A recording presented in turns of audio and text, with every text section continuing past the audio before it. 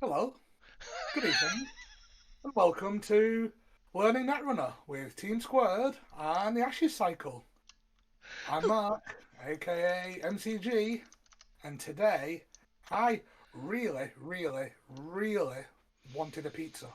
However, thinking that I was going to be having a beer this evening, I thought I should be good, and so had some smoked chicken rice thing. What was fine, but that's not the point.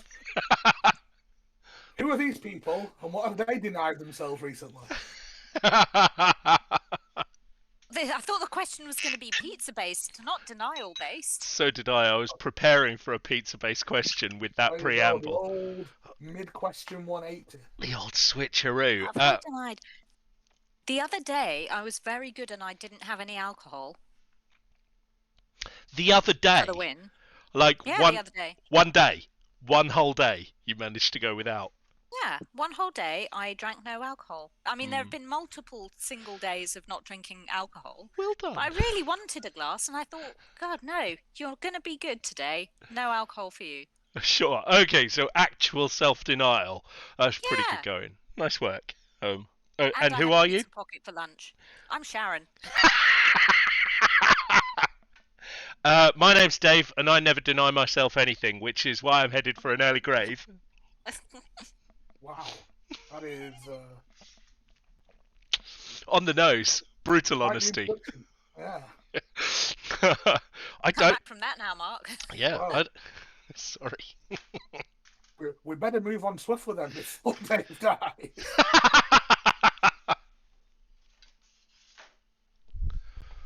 So let's talk about Netrunner. Um, the homework for this week was to build some shaper decks. How have you been finding that experience? Well, first of all, I thought we only had to build one shaper deck, and the one shaper deck I've built, I think, is all right, adequate. Clarify, you did only have to build one each. I was meaning plural between you. Between us, yeah. Yeah. Um, I didn't like the new ID that we introduced last week. So obviously, I fell back on my old favourite Tassalonga because why try anything new? New stuff is scary. So yeah, I instead went with Tau. Very I nice. think it's going to be an absolute shit show. Well, uh, I don't want to shock and appall you, but on Monday evening, um, real life Netrunner returned to Manchester. I How was went that? and I went to a pub and I played Netrunner with two real people. Oh, Incredible. It did you was kick their ass? um, no, I wouldn't say that. Um, but we played, so we mixed it up. We had some gateway decks going back to Series One, and then we had some standard games as well. And for my gateway deck, I was playing Tosalonga and was in a bit of a pinch until I lined up all the white spaces on R&D. Then it was conduit time. Oh, what? It just costs a bit of money. Whatever. Here I Yeah, come, R&D. Here I come. that dug me out of that hole. So possibly something to bear in mind for your towiness later. Yeah, we'll see. We'll Towiness see. not to be associated with that silly program that comes on about people from Essex. Oh, right. Okay. Not like uh, uh, Asian philosophy. Instead, Oh no! Towiness. A little bit of. Yeah, you can confuse that for sure. Sure. Cool. Well, yeah. Fingers crossed. It doesn't completely let me down. But I'll be honest with you. Uh, yeah, it could very well. It could very well. Well, let's get over to the arena and see them in action. Yeah, I'm waiting for Sharon to join. Don't know what you're talking Oh, about. I'm here, bing, bing, right bong. here. What am I? Oh, you've let me be the runner. Oh, I've let you be whatever you want. I will go for the runner. Is that? Have I got an artifact from last week left over? I have. Okay, I should probably just delete that. There we go. Cool. Oh, Is the lemon out? the lemon is still out. Right, something is eating my It's down. bandwidth. Bear with me one moment. Is it because you've got multiple images of citrus fruit just It's hanging about? yeah, it's clearly just the lemon. That's what's killing it there. Well, the other option is How much bandwidth are you committing to that lemon, baby? that lemon takes up everything. You know, it's the right. I've got rid of Steam just in case it goes rogue.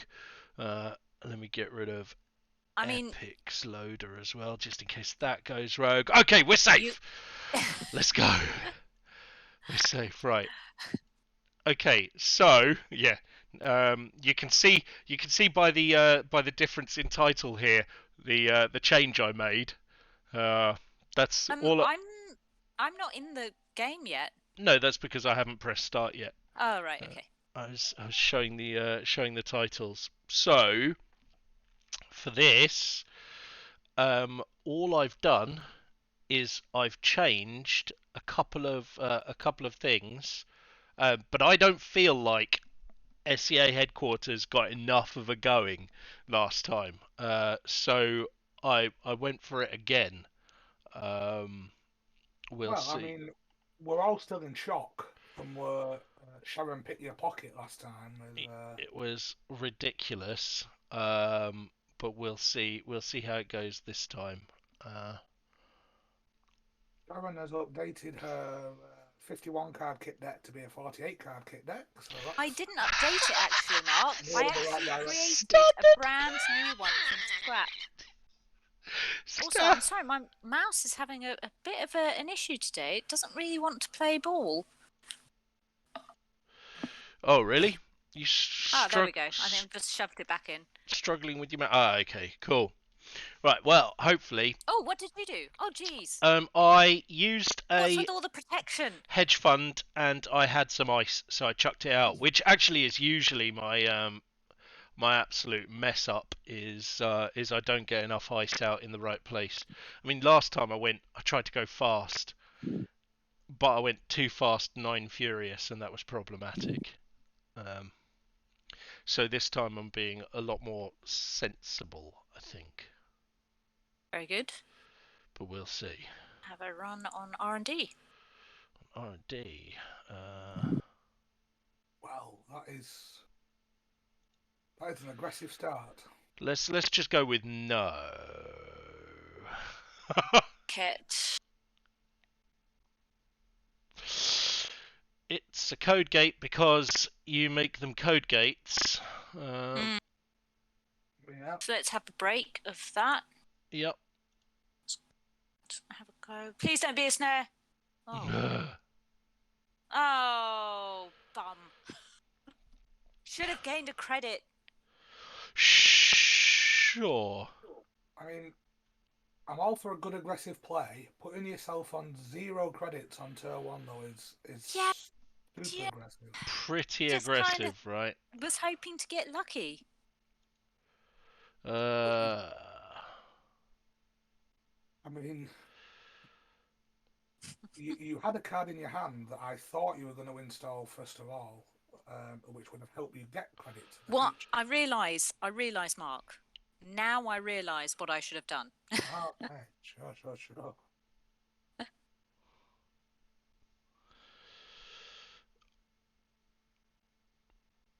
That's nice wine.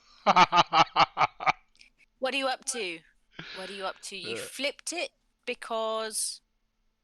Why were you allowed to flip it? I flipped it for a click because I can, because I'm allowed to. That's an ability on the other side. And now, as an additional cost to run the remote, it's going to cost you 6 credits, which I'm not sure you can reach. So in order to get it, you're going to have to spank attempts to clear out my ice on HQ in order to reflip it. But you need a successful run on HQ to do that. Oh, buggeration. Yeah, I made a mistake. problems. I mean, Yeah. I've already made many mistakes, so. Okay. Oh, dear. Wow, that's Oh, should I have credit spammed, Mark? Should I have just got lots of credits? that's incredible. I should have gotten lots of credits. I should have just given up and accepted that Dave's going to be able to go for it, right? Dave is also playing super aggressively because if this isn't a card he's going to advance, he's going to put himself with level 1 credits too. So, you've both thrown the guidebook out the window here. So I've been enabled by Sharan to throw the guidebook out the window here. Otherwise, I'd be playing a lot more carefully. But this is giggles, so I'm pretty happy with this Sure. right now. I do have 5 credits now, but Dave's got something on his HQ.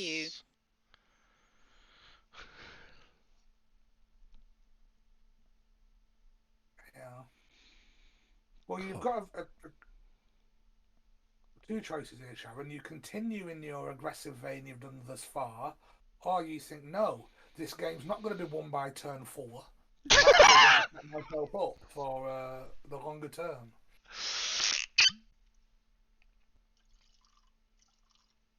That sounds sensible. It does not sound like either of us. It doesn't sound like either of us. No, true. That's such a curveball.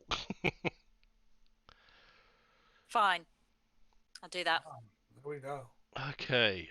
That's I should Mark. Mark, were you suggesting I should have put out professional contacts first earlier? Yeah.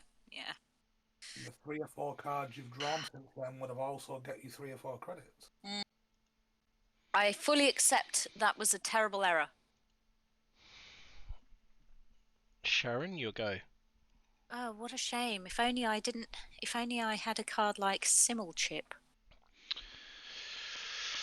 Yeah, but the cost of Simulchip currently is I don't know. Maybe another Unity. 0 credits. You're right, Akono. The getting that gauge on aggression is a key part of the game, and it's difficult at the minute. I think, particularly in the gateway and startup sets, in the way that the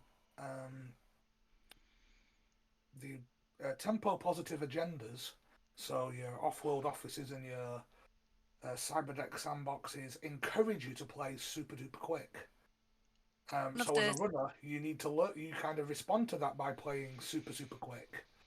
Whereas in some of the older starter boxes, they would have been more of you'd have been more inclined to establish some board state and get your cards on the table, and if anything, being too slow in that sense, and not being aggressive enough. So yeah, it definitely takes a while to get used to that, depending on the types of deck you're playing against and the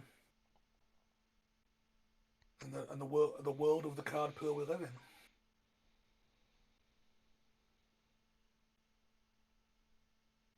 I mean, that's definitely one of my concerns is that,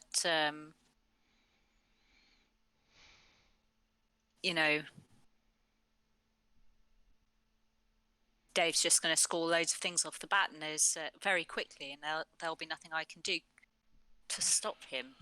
Well, Dave's only on 3 credits at the minute, so yeah, it would be a good time to pressure him if you're able to. But I appreciate you're also quite low on credits. I'm a flipping pauper right now. Can I afford to break through the Aket?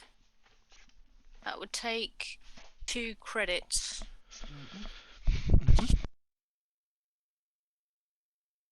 But then what can I do? If I need to trash a card, I can't trash it. I'm just hoping for a...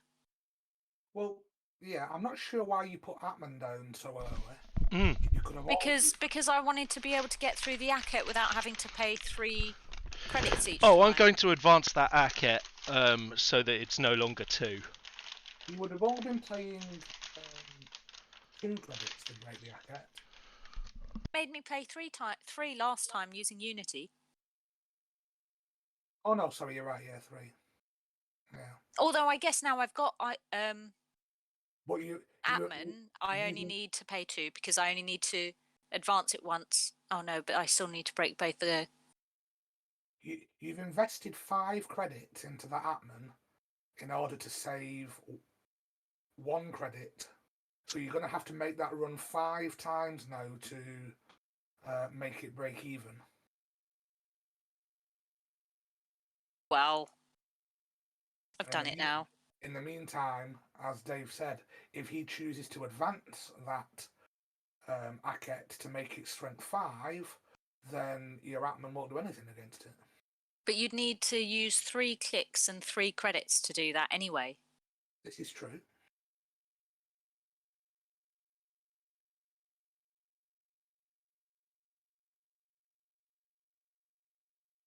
You've got out. Run a remote server.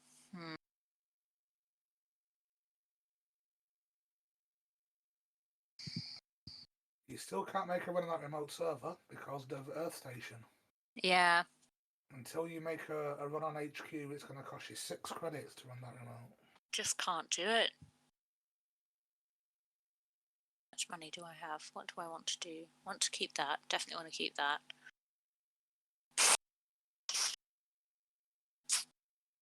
Let's pop you.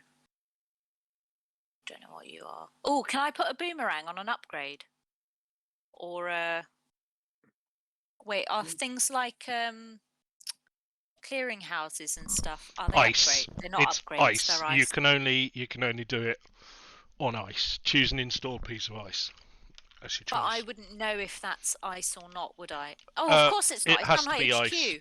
It has to be ice. It's in front like that. It's not an upgrade. No, I meant the hidden card on the HQ server. Oh yeah, it's got to be an upgrade. Yeah.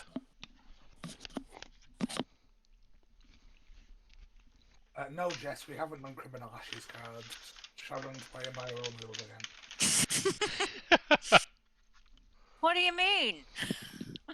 So when you messaged me earlier to say... Oh my god, look at this. Swift and Boomerang, that's 2 unique... One of them's a flipping console! You know... Rules mean Yes, nothing to you, Sharon, wait, do they? Wait, you can put no, you this said we down had to- done it. No, he said we haven't. We absolutely haven't. I have to forfeit the game then. Let me take them out. No, you're going to continue with them. And you're going to learn that they are not important. They are unimportant.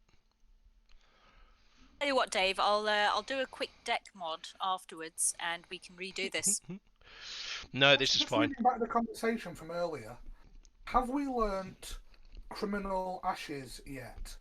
I'm looking at a deck, but it's got Criminal Ashes cards in it. I said we haven't done Criminal Ashes. Literally a copy deck. We will be doing it later tonight. You said, "Oh well, bung." How did you expect from that yes, we had done Criminal Ashes? Basically, I built the deck earlier, and then I was playing it, and then I saw it. Oh, okay. Wait, so you saw these cards in someone else's deck and thought, oh, they're gross. Actually, no. And I will show you my deck afterwards, and then you can try and search for my deck anywhere else. I'm absolutely confident that there's no one playing a 48-card kit deck with Swift and Boomerang in it. You're absolutely right. Oh, it's such a good idea, though. Am I allowed to fire Unbroken, or are you going to pay your good money to break them with Atman? Because you can. You've got, what, 3... What would it cost? Two credits? 2 credits.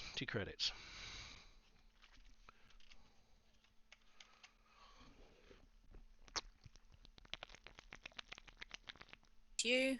Uh-huh. You. Okay, go for it.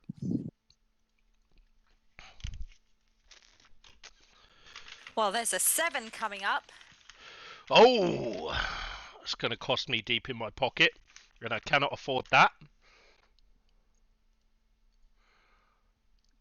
gonna trash the boomerang. Oh, don't think I it's fair. started my turn and I should have resed this instead. Well, just undo click. Balls. Yep. Oh, wait, do I have to undo click or undo turn? You have to undo turn at this stage. And Sharan will have to type it in as well.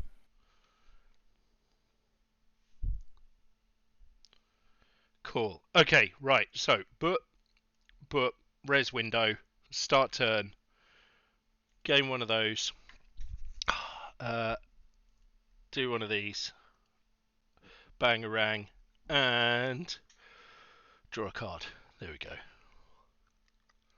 For drive legal. We have been through the neutral ones, haven't we? Yes. Sorry, Dave. I thought since I'm waiting for such a long time, I might as well date it now. Wow. Okay, sure. Sick burn, Dave. Sick burn. I feel ill. The illest. A trash boomerang. There we go. What's this? There you go. There we go. Now it's your turn again. See, Thank that you. wasn't that slow, was it? No, it was not.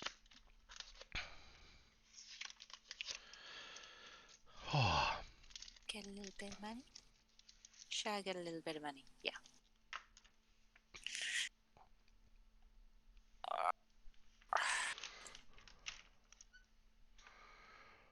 Back to you, Dave.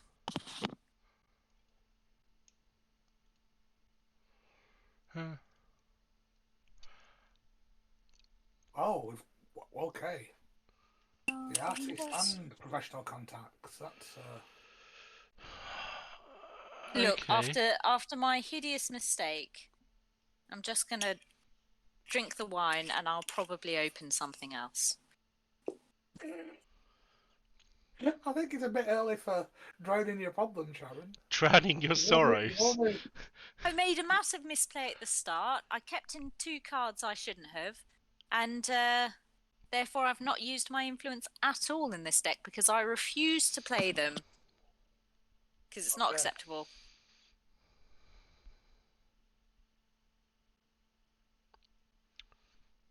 And this wine is very nice. Dave, you're Thank you, making Rotage. Own per HQ here. This is. It's nonsense, right? It's goofy. Very much. This is a goofy HQ.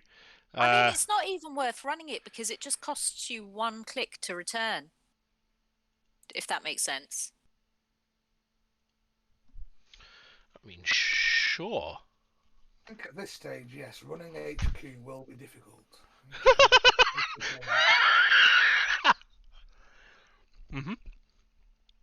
Yes.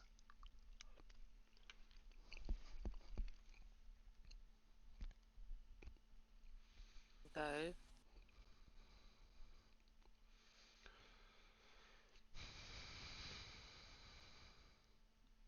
Go. I'll keep you. Okay.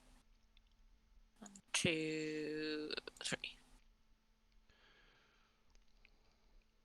Go on, Dave.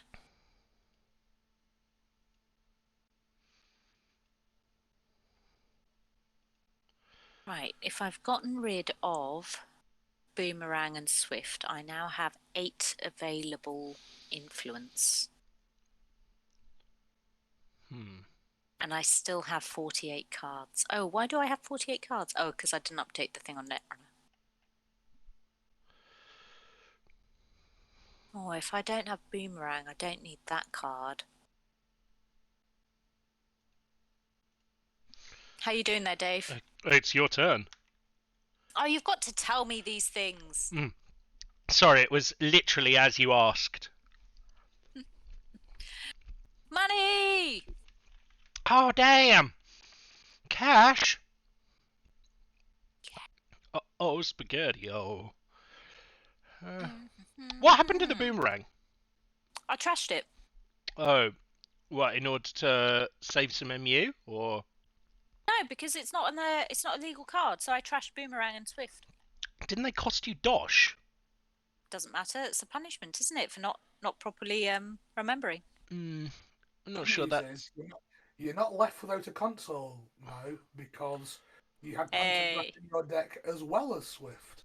Yes, Mark. Why yes, not? I did. How does that make you feel? Like physically sick. Sick. Ill.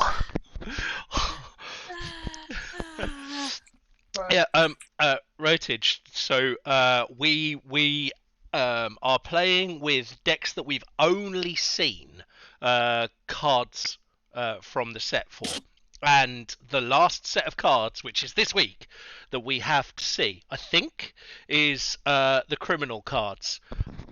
So the fact that Sharan has included criminal cards in her deck is out of the our card list. We've been adding them faction by faction every week. Undoing the click. It's so that nobody's surprised by anything, right? To encourage you to experiment with the cards within that new faction that we've just looked at. Yeah. Rather than just to go off on a tangent and include cards that we haven't looked at yet.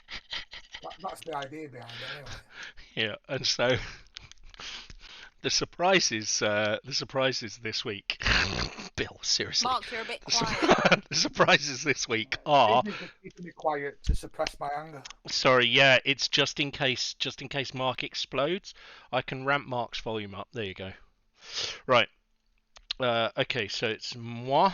One of them. I mean, honestly, at this stage, Dave, should I just concede? Because there's literally nothing I can do. It's up to you how you feel about how powerful my deck is, and it's powerful. I think your setup is way too powerful for me to make inroads. I don't have the money to run either R&D HQ or Server 3, really, more than once. Well, there are still 4 agenda points in it, and I appear to be struggling for cash more than you are at the moment. You have 7 credits, so whatever you have on Server 3, you'll be able to advance at least 4 times. I might be able to run it once. It's unlikely. You definitely can run it once, because it will cost you 6 credits, but you have 9. So you could run and see what that card is right now, if you wanted to. It's not my turn.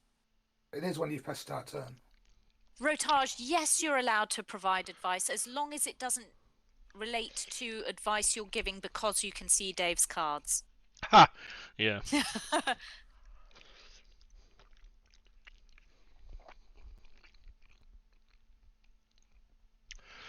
Oh, daily casts.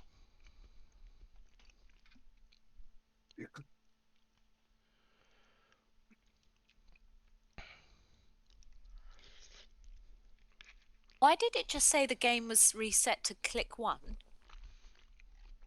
There's a bit of a bug in JNet at the minute, in that notifications are coming up after the thing. So I think it was just telling you it was being reset from like an earlier undo click that has only just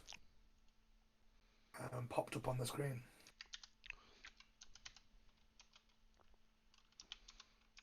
Can I install any card with Pantograph? Except for my hand, yeah.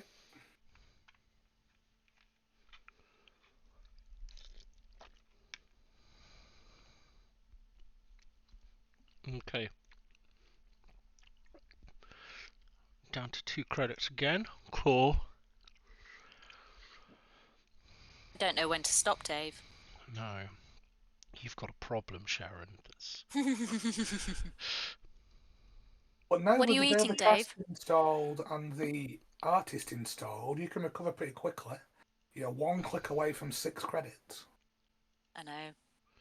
So do I. I'm 1 click away from 6 credits. How does that work? When your turn starts, you'll be on 4 credits on the daily cast. Yeah. You click the artist once, you'll be on 6 credits. Oh, beautiful. So But I need money to get through this buggering. Oh, I should have bloody kept Paulie's cafe. Oh, I've got it in here. Never mind. Hmm. Ooh, what's this? 2 clicks. Let's have a crack. Really? I miscounted, Dave. I miscounted badly. That's okay. I've given you some bad publicity monies. Trebuchet. What does that mean?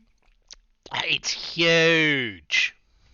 Well, the bad publicity means that from after the start of your next run, so not this one, you will have a free credit to spend on every run. The bit that trebuchet means when you've only got 1 credit is that you're in a bad position. Yeah.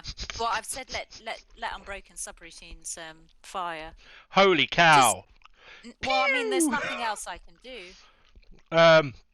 I don't think you can beat that trace, I'll be honest with you. It's a 6 strength Unity. trace. You have 0 to start with because your link is 0.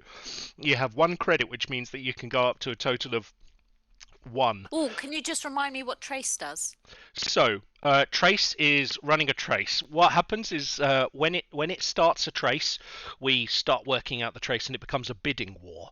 Right, the trace has a strength. It says it in brackets afterwards. So this one's trace 6, right? That means that my trace starts at strength 6, and I've got to beat your link, which is the amount that you're hidden within the net, right? If you look in the top left-hand corner of your card, your link is 0, which means you start on 0. You have a potential +1 credit that you can pay for extra link. But I can also pay credits.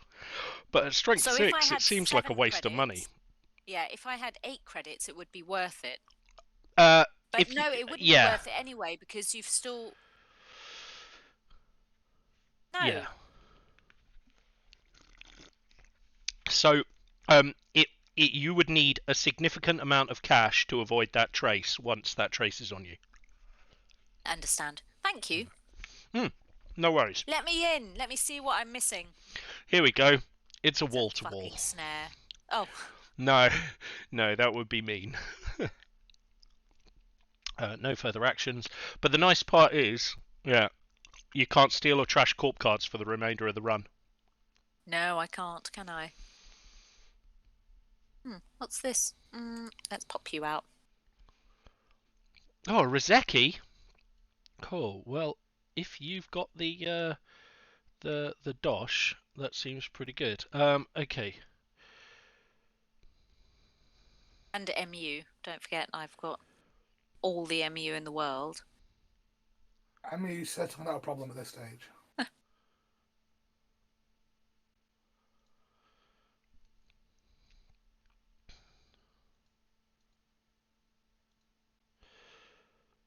And the turn.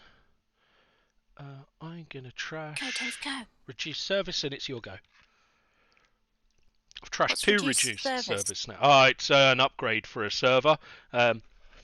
When you, so the deal is, when you encounter, or when it's rezzed, I can pay up to 4 credits to place that many power counters on it, right?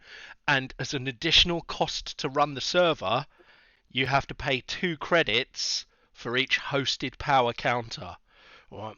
Now, when you make a successful run on a central server, you can remove one hosted power counter. However, I'm not protecting archives. I've given up on archives. I don't care. Which means that you could run archives and just beat down the reduced service. Do you click? Oops. I'm doing it anyway. Sure. So you can just beat down archives and...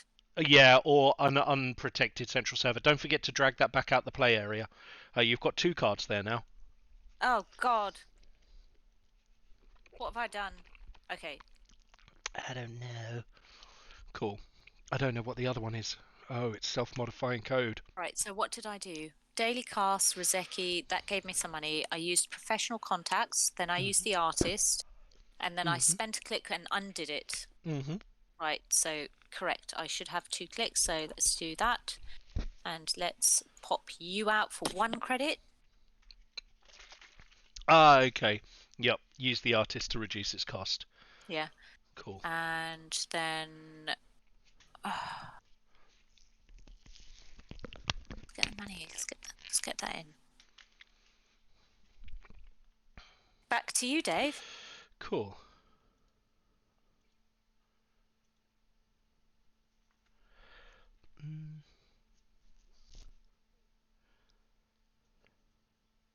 What from Wagamama's did you get?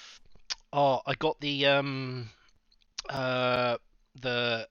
vegetarian ramen, which is tasty, very very tasty. Why did you go for the vegetarian one? Do you get like 'cause it's yummy tasty. veg or? Oh, they've got a discount on, so if you get Nice. all 3 different veggie things, you're all good. Nice. I'm gonna do it this way around. It cost me a click instead, but What are you doing? What are you doing? You're adding it wall to wall to HQ. Dex uses wall to wall to add it to HQ. I don't understand. So wall to wall is an asset, right? That's been sat out in that thing. It's the sat out in that remote. It's the thing at the start of the turn that has enabled me to gain extra card draw, gain a credit, sorry, and then also advance ice for free. Got it. It's pretty cool. It's pretty cool. Oh, if I had Taos longer now, that would be great. Use wall to wall for, and one of its abilities is to pick it up and put it back into your hand. Yes. Yeah, so wall to wall can add itself back into its owner's hand. Bam. Which I guess always leaves you like 1 card extra in hand. Like that's the pain for using wall to wall, is you go through your deck a bit quicker. Which, as we can see from my deck, is happening. Christ almighty! A 6 power Atman. I know, I had to do it. I just had to. I'm sorry. Okay, sure. I've got 6 credits. Oh, what if this is something I need to trash? The problem is, it's going to cost you 6 credits to run it, and then you're not going to be able to afford to destroy both of those things, which means that you're getting something trashed. Sharan, you're just about to lose the Atman. No, the bad publicity. What? Bad publicity is 1 extra. Sure. Okay, so your cash is okay, I guess. Sure. I mean, no one was expecting the 6 strength Atman install. No. I don't think it's been done before in the game of Netrunner. It did surprise me, but I mean it was solid. Well, screw you and the money you want to get, Dave. Sure. Do you want me to install a card? I've only got a credit. Possibly, Jess. Yeah. All these zany Atman installs all merge into one, but yeah. It had to have been done last week. Was previously the only time in the history of Netrunner, and now it's happened twice. What are you talking about? Atman's brilliant. Oh, of course, Dave. Of course you would. I mean, it cost me nothing. Fortunately, I don't think there are any statistics from Jinteki.net about the individual cards that are played. It can only show you or tell you about which IDs get played and win and loss and all that type of stuff. But if it could do stats on individual cards, I think it would tell you that since Atman was featured in System Update, the only 2 people who have played it are you and Dave. That's some pretty hardcore stats, but the stats don't lie. Men lie, women lie, stats don't lie. That's how it goes, right? And in this case, those stats do not lie. What did you just simul chip back? No, I didn't mean to do that. Trashed your simul chip straight away. I did not mean to do that. To install one of these multitudinal programs that you have here. Sure. Don't forget to drag it back out your play area. Oh, thank you. What have I done now? I have installed daily casts. I used artists to gain 2 credits. Yep. Yep. I've undone the simul chip thing. Okay, good. Well, that can go do one, can't it? Fucking hell. Incredible. Incredible Boomerang. displays, right? Boomerang. What a waste.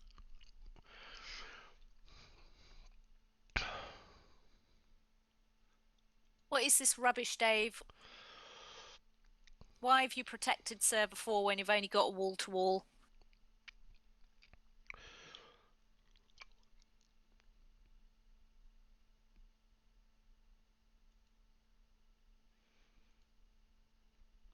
No answer. I see. I see. That's a strange move, Dave. But sure. It's Why not would a you do strange that? move, Mark. This is a brilliant move. I'm a genius. You rezzed wall-to-wall. Genius. You got some money. You placed an advancement token on ice. And then I put a new thing in server 4. Did you put another wall-to-wall in? It's going to that would cost be a you really... 8 credits to find out. It is, isn't it? Let's have a crack with you. Let's see. I guess that's always good to have out, isn't it? Oh, hold on a minute. That's hardware. I'm just gonna do some shenanigans. Right. So I've undone that thing that gave me that where I put out buffer drive. I'm gonna use Paulie's Cafe. One. Gotcha. I'm going to host a program. Or hardware. Or hardware. And then... Is this saving me any money or is it just costing me clicks? I mean, if you're going to install buffer drive, no, I think you'll have saved a credit. A credit because of the artist. You'll save a credit by doing it this way. Because of the artist. I don't think you've got any other unique connections. It doesn't look like it. So yeah, you save a credit on it. I've used 2 clicks, haven't I? You've got 1 click left. Get the money in. Sure. At this point now, I'm just trying to test the deck and see what it does rather than make an active play against... What is this bollocks? Wall to wall, of course, Dave. Of course it is. Hell yeah. A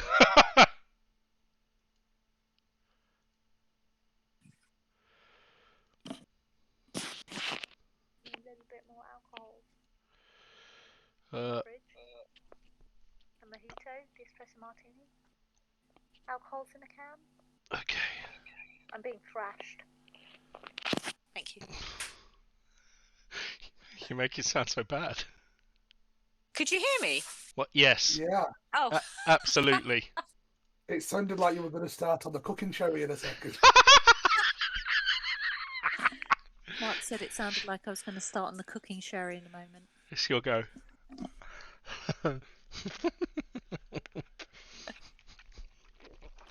Wall to wall, wall to wall, wall to wall, wall to wall. Some other bollocks. Sure. Oh, can you have an asset and an agenda in the same place? No, you can't. The asset takes up that slot. I think. Is that right, Mark? In 99.9% of cases, you can have an asset or an agenda, plus as many upgrades as you like. Is there a way to fit an asset and an agenda in a remote server, or not? There is an asset that's called Full Immersion Rec Studio, which allows you to install 2 assets and/or agendas on top of it. So you could actually end up with 3 of them in a remote. You could end up with. Can you stack those? Could you install 2 of those on top of 1 of those in order to get Yes, I can. 4, so that you've got 7 assets / agendas in one remote? Right. The dream. Isn't it? The dream. 7 Right, exciting. 7 assets, 7 wall to walls. Can Oh you do no, 7? I'm not sure you unique. could do 7. Well, you've got Because 3 of them themselves, and then you've got the 2 hosted on the top, one of the top ones, and 2 hosted on the other top one, right? Yeah, but sure, whatever the number is. It's a pyramid, but upside down. Let's go, Dave. I'm going for server 4. What is this malarkey? It's a Colossus. Oh, and it's 4. It's a code It's gate. actually 5. No, it's a 5. It's 5. Ah. Even It's better. currently a code gate. Okay, let's see. What if I... Oh, I don't have my bloody... Oh, I've got Gordian Blade. You've got the Match Gordian strength, Blade. Fully break Colossus. Yes, that's one. We're going to have to do this, aren't we? Ugh. If only I had an Atman now that I could put out for 5. Wait, if it's advanced, it's 5. Sorry, Mark? You're right. More and more Atmans is the only possible answer. What else can I do? This is not a virus-leading deck. No, you can just use Guardian Blade as you've just done, because that's what most people would do. Yeah, but that was so expensive. Mark, when do I res the upgrade on this for it to be effective? When's the window for that? Dirty After bastard. Sharan has broken the subroutines and before you click Fire. continue to pass. Gotcha. In that case, boof. And then you click continue to pass and then it fire. I say no further actions, right? It fires automatically. Yeah. I don't have to manual that. Cool. One click, one freaking One click or credit one down. credit. But now I know. You do. It's a skunkworks. There's a skunkworks right there. Okay, now what do I want to do? What's this about? Hang on, I'm just looking to see what's in my heap. Do I have an Atman? No. Go on, Mark. What were you going to say? Nothing.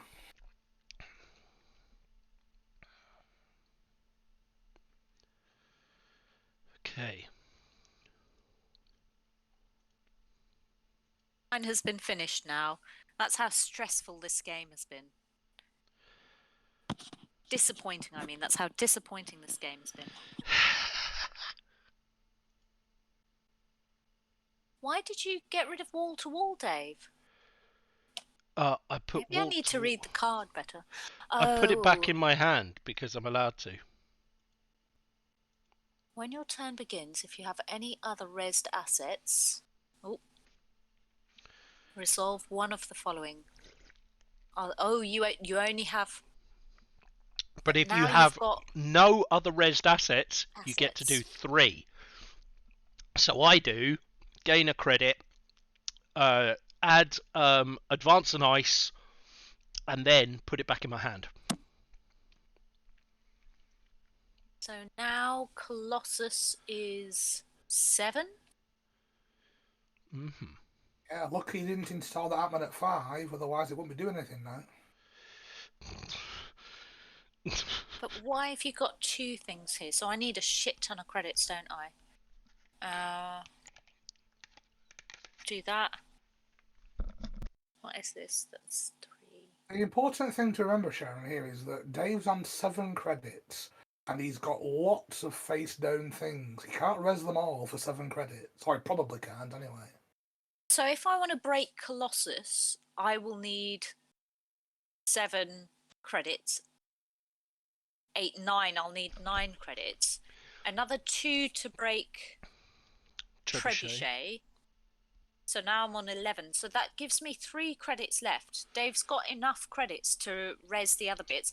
I wouldn't be able You to need- get through Mangaram Skunkworks anyway, so this is kind of like there's nothing Manigal. I can do this click, Mhm. is there? Correct. So let's do this. 5 cards with different names back into the thing. Oh, Harmony 1, AR. Cool. 2, Cool. 3, 4, 5. Okay. So, cocktails in a can. Dang it. Sorry. Espresso martini. Oh, just go for it, Dave. Whatever No, you want to do. I need your input. Oops. I need your input as well. Sorry.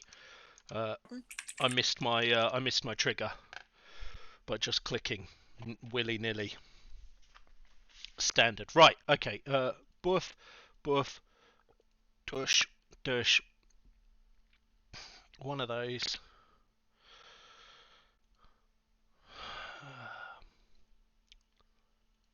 That's pretty funny. And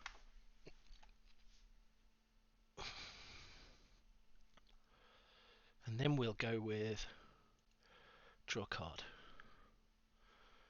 This is ridiculous. Have I had all of my money cards? No, I've had no flipping money cards come out. This is nonsense. I'm down to 20 cards and I've seen 2 cash cards. Oh, shake vigorously. Forgot about that. I'll be up all night. There you go, Sharon. It is now. Station does get out of hand. Thank you, Jess. It's now your go. I don't know how you're going to feel about this, Dave. Like, I really don't.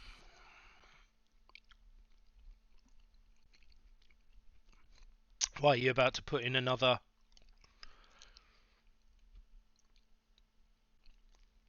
It's the bloody Paulie's Cafe when you need it. Where is it? No. What did I click? Okay.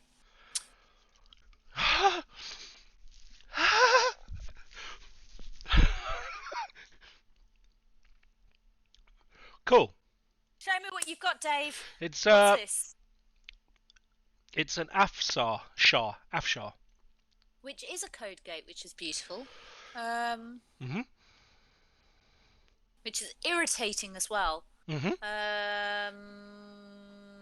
What can I do? Where's Gordian Blade?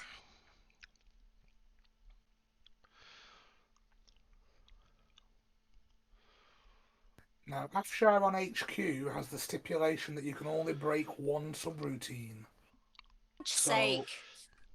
Oh, for fuck's sake. If you want to break end the run, yes, I do. Let lose 2 credits file. Right, now, do I run you again? Yeah, give it a go. Let's try and do that again. Right, okay, so I res him.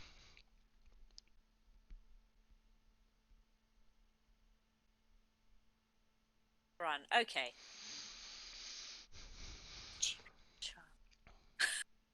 Go on, Dave. Lose me 2 credits.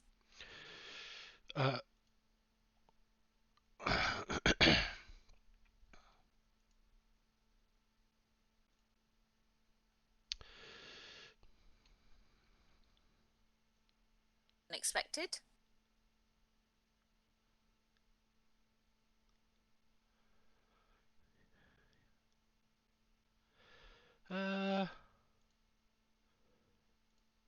That one, and then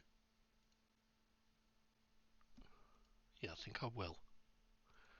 This one. You ending the run? Okay. There we go. Oh, well, isn't it nice that I've got another run? Hello.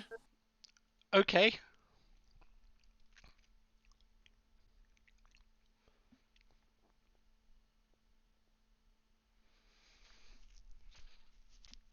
I'm breaking subroutines fire. I lose another 2 credits. Yep.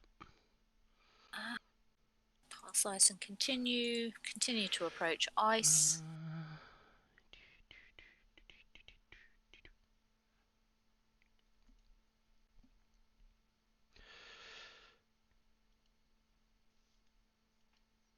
Oh my. Oh dear, Dave. Cool.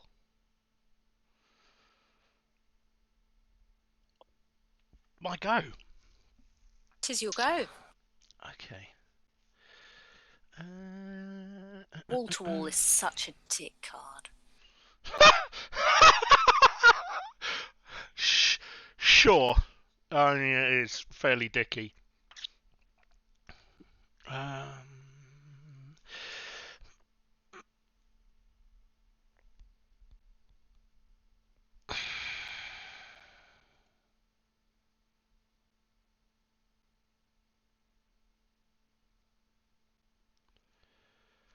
During a run, can I use do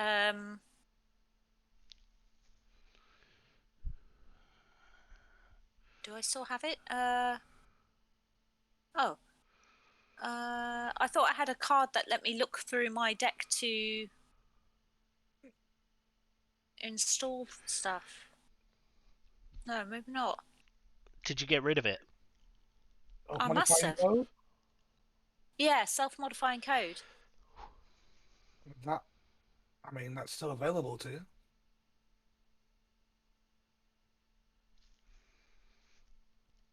Oh, I have to install it. Okay. Okay. Yeah. During a run, can I use self-modifying code? Yes.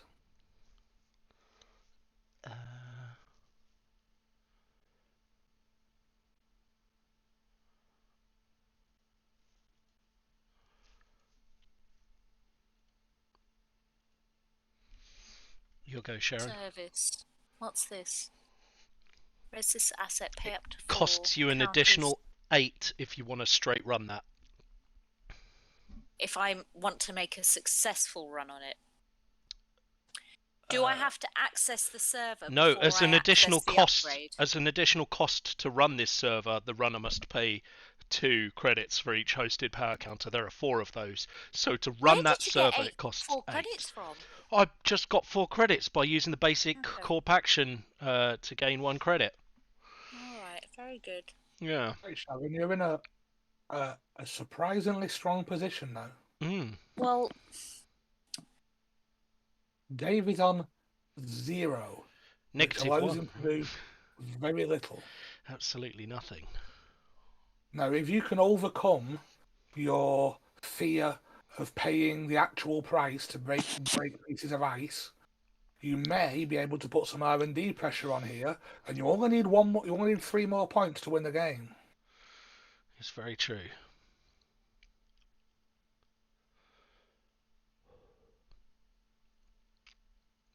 I want to get rid of his anoetic void and his reduced service, though. I recommend not paying 8 credits to start a run on HQ, unless you really, really want. No, you are right, Mark. You are absolutely right. You can't res anything on R&D, and Mark. I know that. Mark, look, I'm relying on Sharon's blinkered view with running HQ to win me this. I'll be honest with you, I think it's unfair. If when... if it makes you feel better, Dave, I was thinking about R&D because you've got no credits. And I was like, how many times can I run it and it be useful? Like, if I run it once and I spend credits to run it, I kind of eliminate my ability to run HQ. But I could win the game. If you make a successful run on R&D, you will then remove a token from reduced service, so it will only cost you 6 to make a run there next time. The other I alternative didn't realise I could. is running archives. I know, it's any central server. Whenever the runner makes a successful run on a central server, remove 1 hosted power counter. Archives is also a central server. So that makes a big difference. I think you're doing the correct thing here. Yeah. I think you should pay through Aket, which will cost you 4 credits.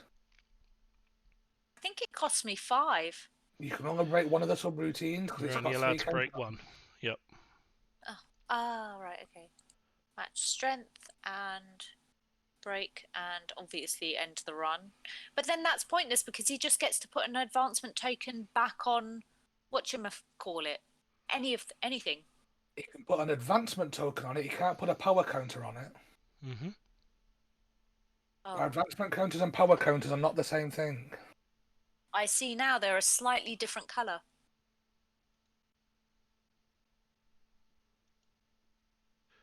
Cool. No further action. I'd use the card from the deck first or the unresed upgrade. Let's choose a card from the deck. Up Well, to that you. was a bloody waste. And then you trash the skunk works. Cool. Now, if you really want to go ham on HQ, as Jess is saying in the chat, you could run archives twice more, reduce the number of tokens on reduced service to 1, and then it would only cost you 2 credits to make a run on HQ. Cool. I can see what these blasted cards are. There's quite a few there.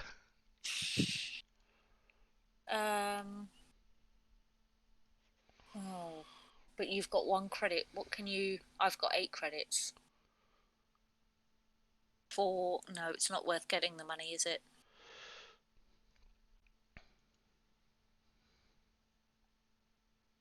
Eight The credits. one card Dave could res now that would upset you is Ice Wall. But unless he has an Ice Wall, you are safe now to run on HQ. It would cost you 3 credits to get past Afshar. And then if you wanted to trash Anoetic and reduced service, you would have to pay 3. So you'd be able to clear out both the Anoetic and the reduced service, but it would leave you on 0 credits. I think I'm 1 credit down. I don't think I can do that, but let's just have a crack. Right, Ashfar can only do... Because I lose 2 credits anyway, which is really irritating. Yeah, that was part of the 3, though, that we calculated. No. Fire the unbroken subroutines, Dave. Okay. Cool. You good?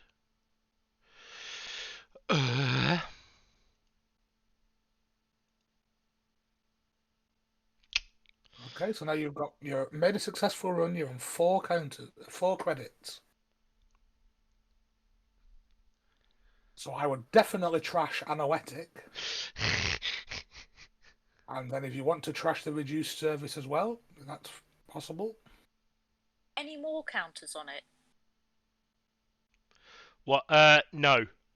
Only when you res it. If I find a way of unresing it and then re-resing it, it's got 0 counters. It's pointless to destroy. Oh, access to or Hortum.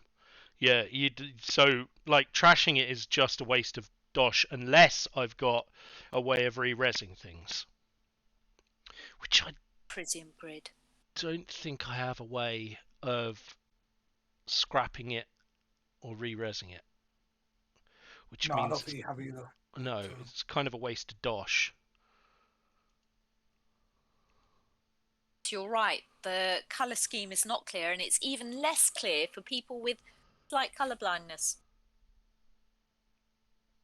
So Sarah and I were looking at this video about different types of colour blindness on YouTube, and it was showing you pictures of what you see as a fully colour sighted person versus what someone with different types of colour blindness would see of the same image. And there are 3 pictures. There were 3 images, and I was like, they just look the same. And Sarah's like, well, yeah, no shit, Sherlock. Why do you think that is? Isn't it rough to be colourblind? It was only mild, but it was like... That was on the non-drinking night as well. This is what not people who aren't colourblind should see. And you look at it hoping to see what a non-colourblind person should see. Sharon, it's your turn. Okay. Right, where are we now? You've got 5 credits. You can res things. Yeah. You've got 5 cards in HD, so you did... Paulie has an Atman. hosted on it, right? Shenanigans. Yes, it does. Yes, it does. But I need money to use that. Yeah. I tell think me I'm about just. it. I Down to think this is going to be a money-making run. 16 cards, and I've seen two whole money-making cards so far. Oh, and I lost a tempo, an off-world, but yeah, two Did I money-making self-modifying cards. code out? No, I didn't, do I? No, you've done it in the Hello. past, and then you took it back because you were like, "Oh, that's rude." Oh, sugar. Oh, handy. Oh, give over. Right. Going on. Do the funky chicken. You don't need another credit, Dave. And then add this asset to HQ.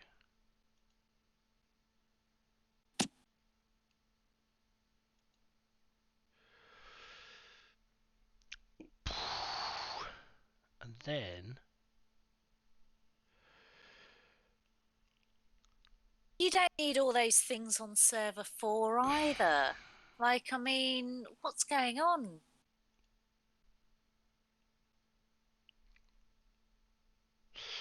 yeah. In turn, kill that. There we go. It's your go. 8 credits.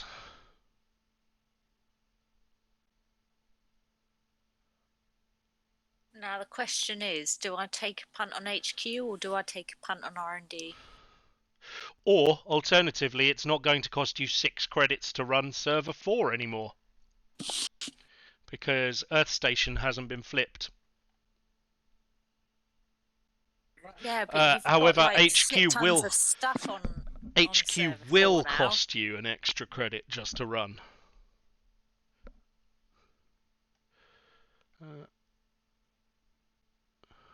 You've got 15 cards left in R&D. You would have had to have... Sharon, that's going to be all of my fucking money cards. Pardon my French. At least... Actually, yeah. Potentially at least 4 of those cards are cash cards. Wow, 4. At least. At least I think 5 of those are cash cards. I'm not going to lie. No, 5. don't bother running R&D, Sharon. 5 of them. 5 of them are just my money. You've got a 1 in 3 chance of picking out a flipping hedge fund or a government subsidy. Or potentially a roughneck repair squad, which is kind of a cash card. Like, I've got Dosh in here, Rotage. I've got Dosh in here. I've had 2 come out. Oh, I mean, I've got a roughneck now but you know, it's revealing a bit. But yeah, this is bum. I might as well have played this entire flipping Running game with R&D. just I'm one. running it. I'm going for it. I'm hoping for the best. Sure. What is this nightmare bullshit that you've got in front of me? Wow. Hang on a minute. Nightmarish.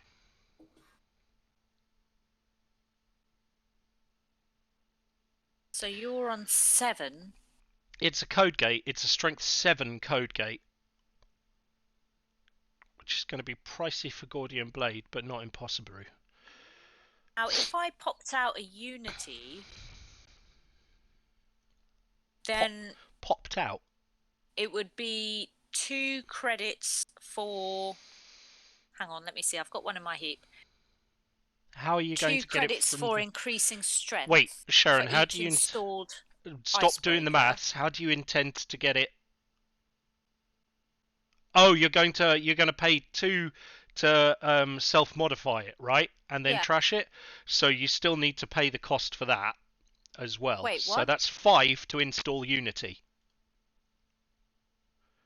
Because self-modifying code isn't free. So it's 5 just for the Unity, just to begin with, right? But Gordian Blade, that would be 7, and it's for the end of the run, so I could still... Yep. But now we've got Aket, which is on... Which is... On 5? is your bigger concern at the moment because you. Sorry? Hackett is your bigger concern at the moment because you can break Colossus with Guardian Blade should you wish to. At the moment, you have nothing to break Hackett with. It's a But barrier. that's when I'd need to use self-modifying code to find an egret, right? Well, that's potential usage, yes. And that would be I'm another just saying, 2. Egrets. Don't use self-modifying code to install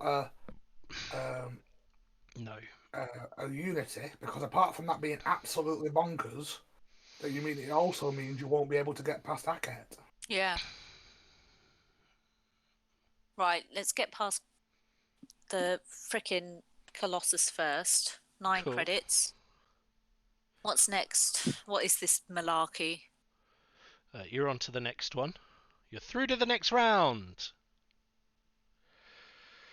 Oh yeah, you've also got the Atman as well, but which you could bring out the Atman for. This is not bad, because this means you only have to break it for a credit now, because Guardian Blade keeps its strength. Yeah. So Break a code. What? It won't. It's just saying break one code Yeah, gate. yeah. You've got to encounter the ice first. remember, you can only break Oh. one of them because it's got 3 advancements on it. Yep. Not pricking the wrong one. Don't have to go through all that again. Sure. So you're going to take 2 of my credits now. So I've still got enough to. You don't lose 2 credits. It's not half Shar. Nope. I gain a credit, and I place an advancement token on an installed card. And then we pass the ice, and then you're into R&D. Is it a money card? It's No. It's I don't know. It's not. It's Crisium Grid, and I'm bloody trashing it. I can go the blue one. That was so goddamn expensive. Joke. Oh, that was pretty pricey. I'll give you that. Pricey for frickin' nothing. What were you concerned about him doing with his Crisium Grid, Sharon? Using it? On which server? Which server are you worried about Crisium gridding here? Oh, yeah, you're right. I don't know. Anything. Yeah. Because it only stops it being successful. It doesn't stop you taking a single access. So, unless you've got some event if attack R&D Flips is that we haven't HQ seen again, yet. and I have to go to something, to HQ or to the remote server. You know he's already got a Crisium Grid on HQ because you saw it when you ran HQ. No, I didn't. I Yeah, do and you you now couldn't have trash a it. Crisium Grid on HQ? Yeah, you didn't have 5 credits to trash it. Oh. Remember, you were poor as hell after That trashing was so bloody long ago, Dave. everything I don't else. remember these things. You can get self-modifying code out again. Because it's just genius, isn't it? Evening, Steph. Glad you've got your priorities straight. We're more important than football. Yay! Right. Okay. Hi, Steph.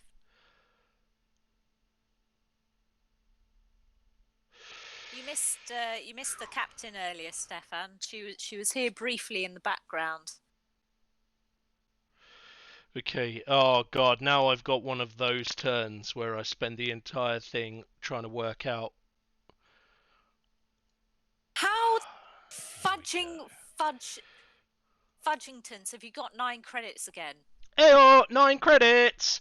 Because Where's that from? I used Roughneck Repair Squad to remove my bad publicity and gain 6 credits for 3 clicks. It cost me 3 clicks. It was my entire last turn. Previously, Sharon. It was my entire last turn. Bullshit. Now I've got 10 credits. And, crucially, HQ has been flipped. Yes. So it will now cost you 6 credits to run the remote again. Correct. Unless you make an HQ run first. But you also know that that's if Dave can afford to res the Crisium Grid, then that would nullify your run on HQ. Well, he can't. But you'd be he's able got to something delete on it the server first 4 time. that I have not seen, and he's got Manganem Skunkworks. Oh, we've got a variety of problems for you here, yeah. If I've A got bevy of bullshit. so Colossus would take 10 to break. That's all my money. So I can't go any further than that. That's my cash. At this point, you can definitely, well, you can almost certainly make a run on R&D. You might be able to make a run on HQ. You probably can't make a run on the remote. So thinking about the game plan, Dave scoring this Oaktown only puts him on 5 points. Yeah. So you've not lost the game yet. But I don't know what other agendas he's got in HQ. No, you don't. But you only need to steal one more, assuming he's got another 3-pointer, like the SDS that he's already scored. So what you're saying is I need to put an Atman out that's strength 7. I don't think I said that.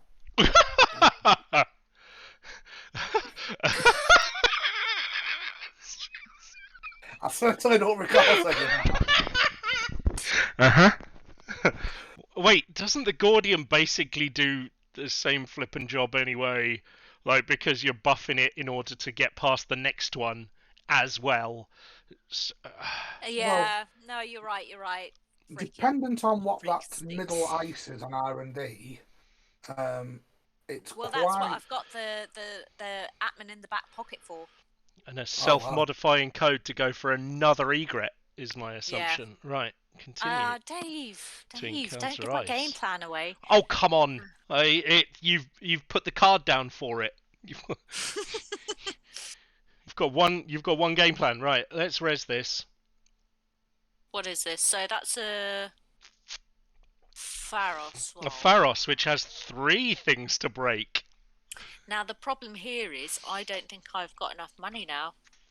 Can you afford to bring out an egret for 4? Well, I mean, I can afford to bring the egret out, but I don't think I can afford to carry on breaking it. You can now get into R&D. What? How come you paid? How come you paid 0 for that? Oh, there you go. Because I've got my other bits and pieces. I've got my DZMZ optimizers. Oh, I suppose, yeah, those two do it, but you've still got to pay 2 for the self-modifying code cost, right? Yeah. Did I not? Were you on 7? Okay. Yeah, I was. Because I spent 7 to do the Pharos, the Gordian blade up to match and fully break Pharos. So I had 7 left. You can only pay 1 on this. Yep. So you're gonna have a sweet full credit left. Almost clicked the wrong thing. Almost clicked let unbroken subroutines fire.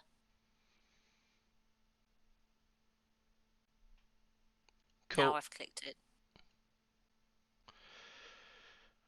Cool.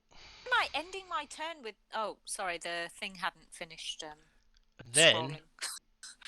You get to see please, one of my money cards. Oh, it's an off-world office for 2 points, not enough. That was close. Cool. What are the chances? Remainder of the run. Yeah, you can't. Do that. Unfortunately, Gordian does not carry on now at 1 billion strength. No bloody luck. Well, I mean, it was lucky that it was an ice, but...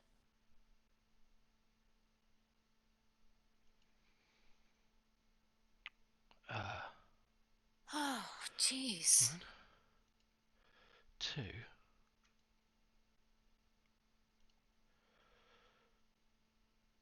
R&D.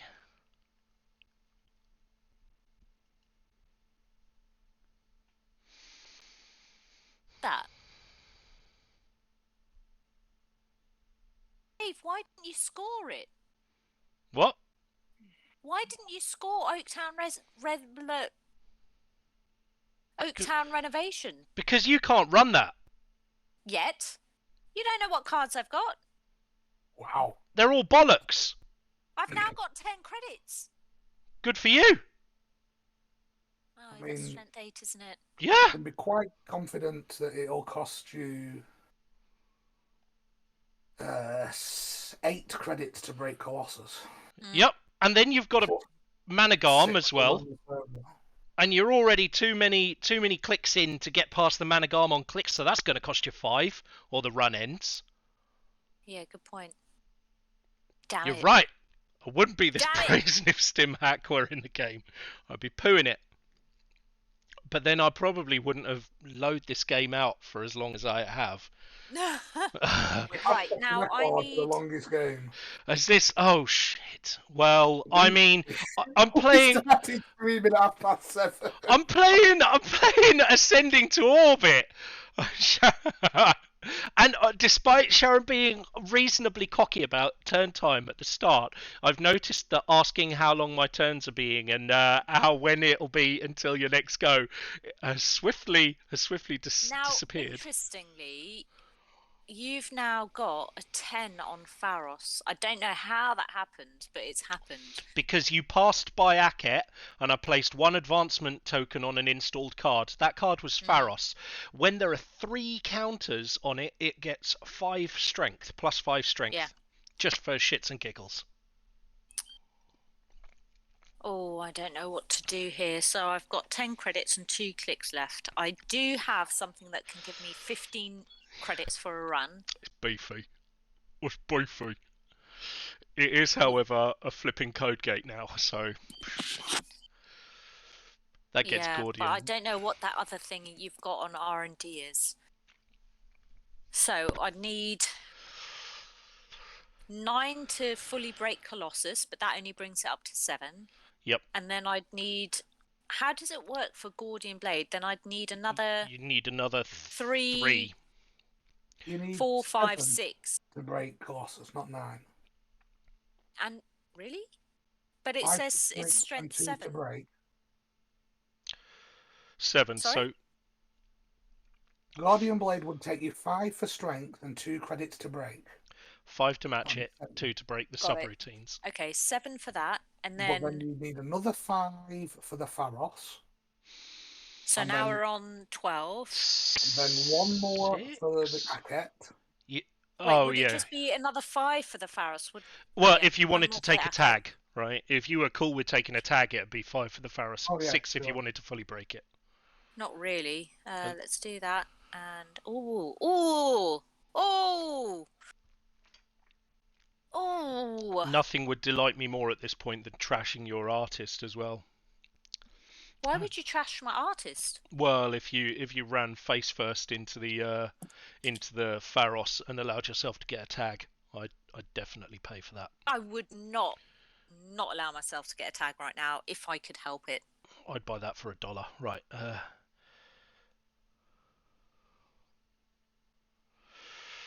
8 credits.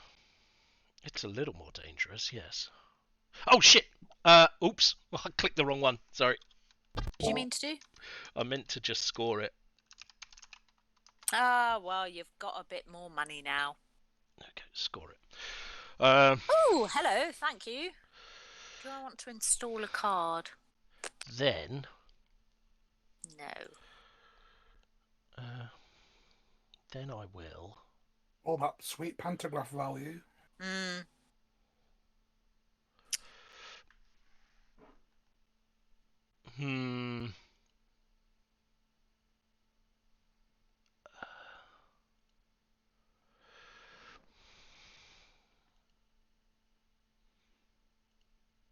There we go.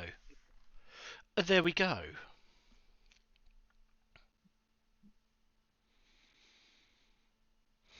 So Sharan, it's your go. Yeah. Now, server 4. What if you have something that just stops the run immediately? Wait, hang on. Which way round is your thingy? Ah, 6. I don't think R&D's got the agendas. I don't think accessing one card in R&D is good enough.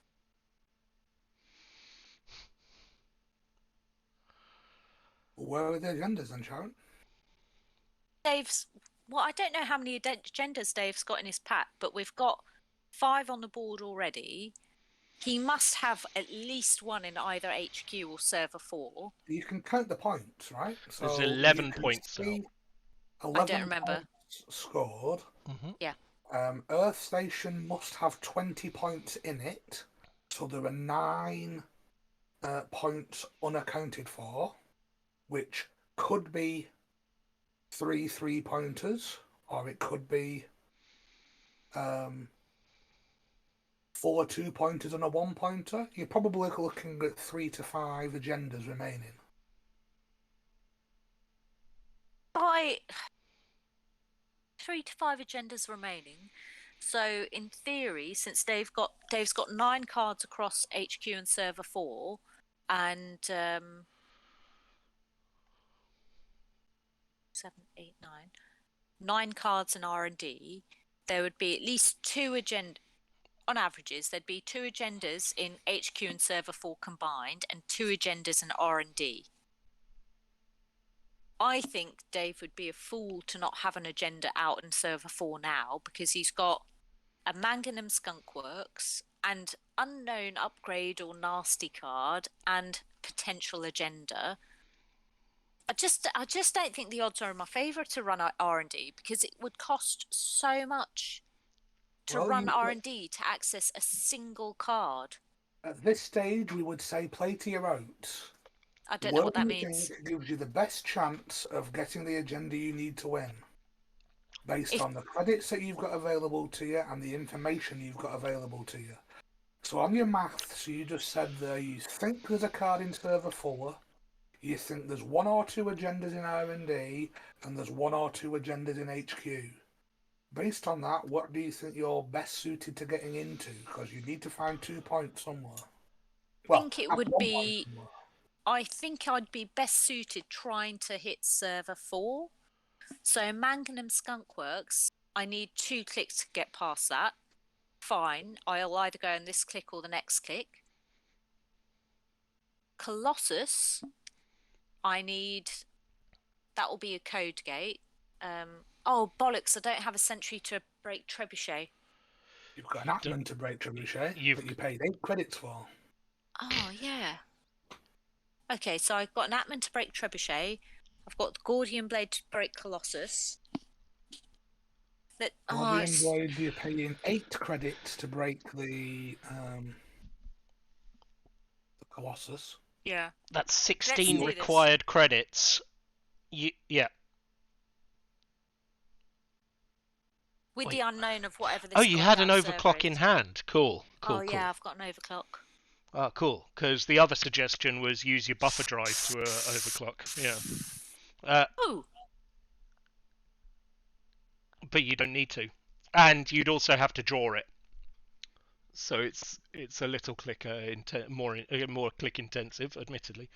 No further actions. Cool.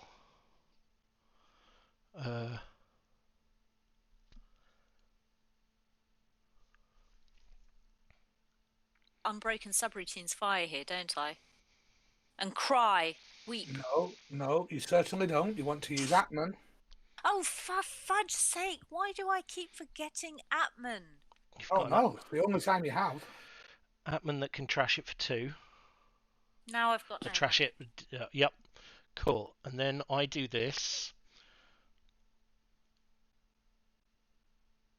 And then I do. I can resolve these in either order, can't I, Mark? Yeah. Well, let's do Skunkworks first, because what you should do here is spend your use your goddamn money, Dave. Or Why are you? Oh, I mean. And then I have to trash 2 cards in HQ. Okay. Cool. Do you have 1 click, Sharan? I mean, it would be prudent to get money, wouldn't it? So I think I'll install. No, I'm joking. Have you just installed something new in server 4? Oh no, I didn't access it. No, you never got a chance to see it. Shit.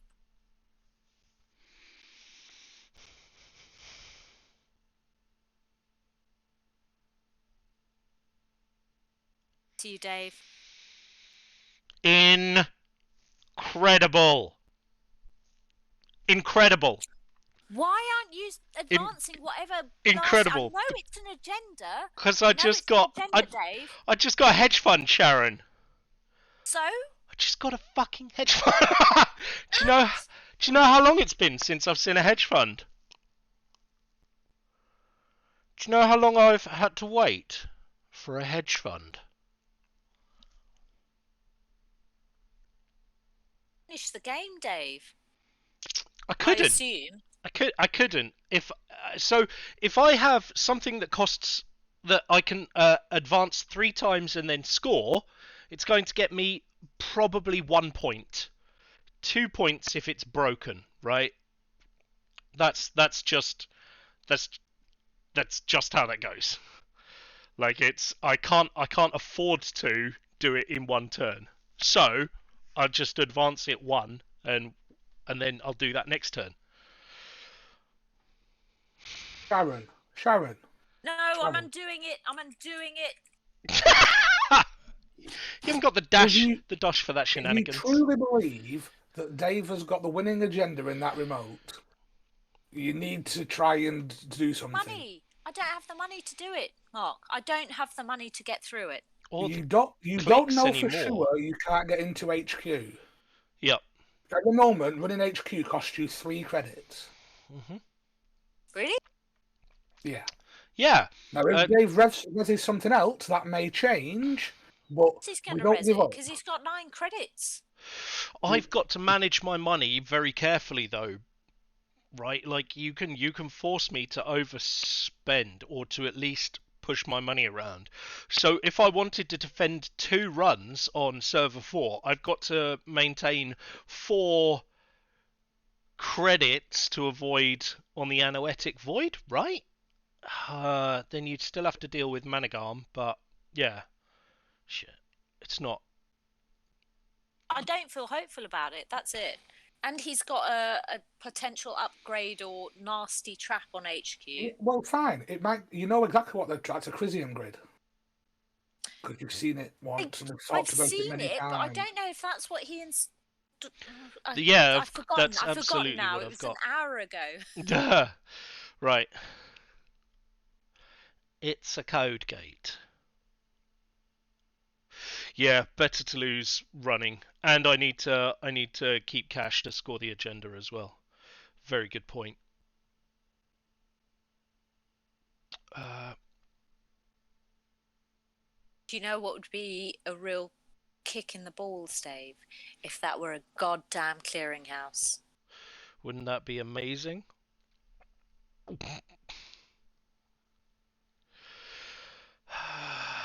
2, 3, 4, 5. 5, 5. Okay. Where's Aket?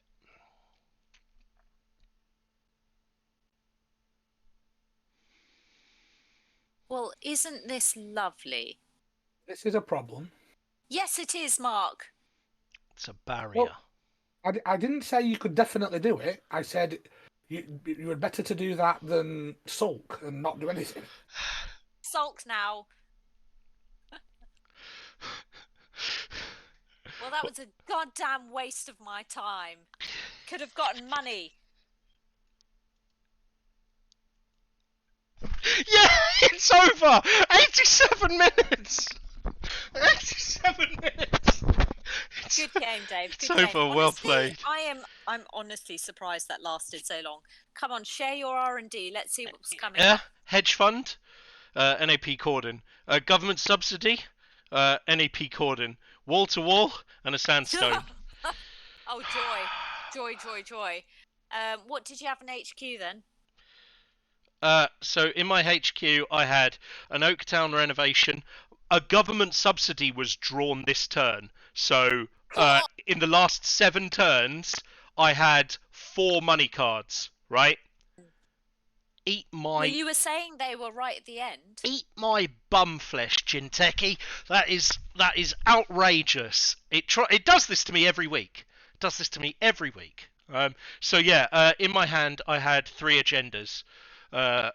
SDS drone deployment, Cyberdeck sandbox, and Oaktown renovation. Although Oaktown I only drew 2 turns ago, so that had been languishing in my R&D for a while.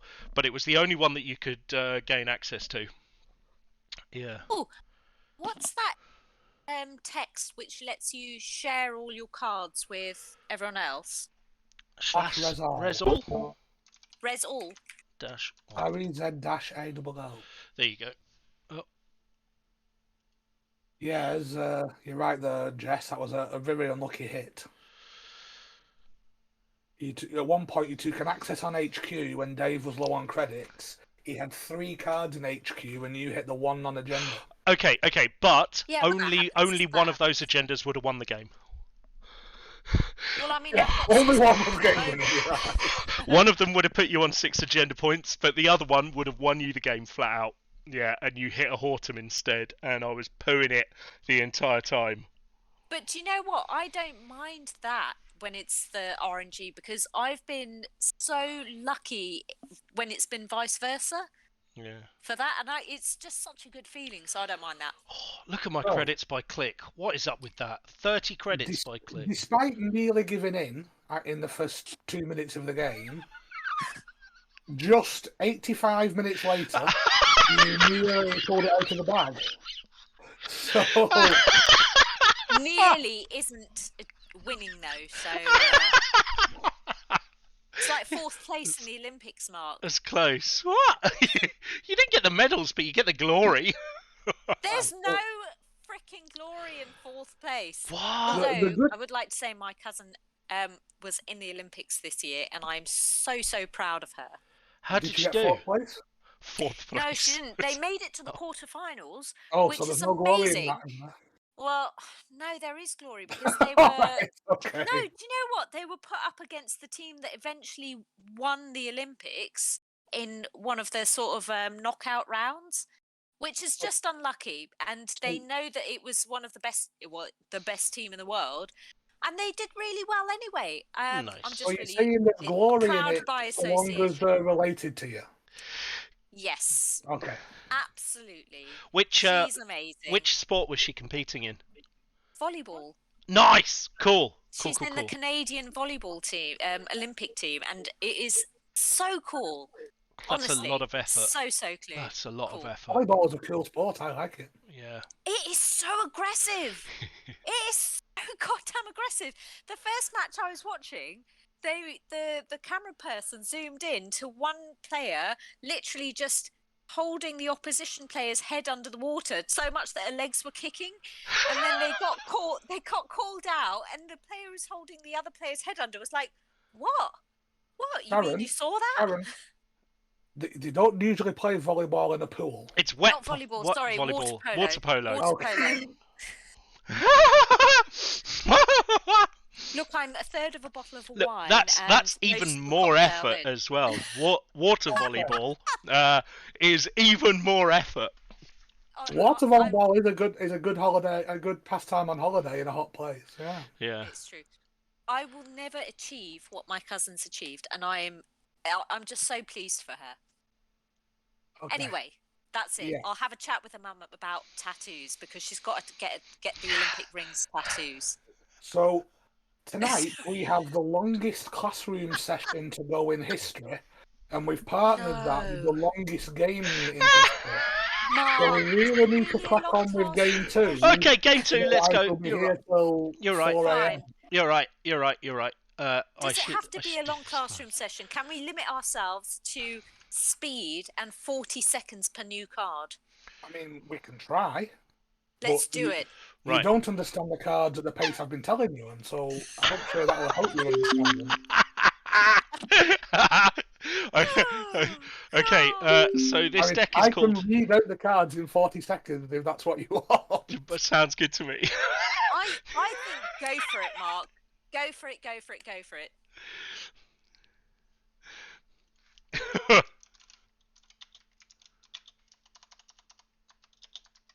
Right.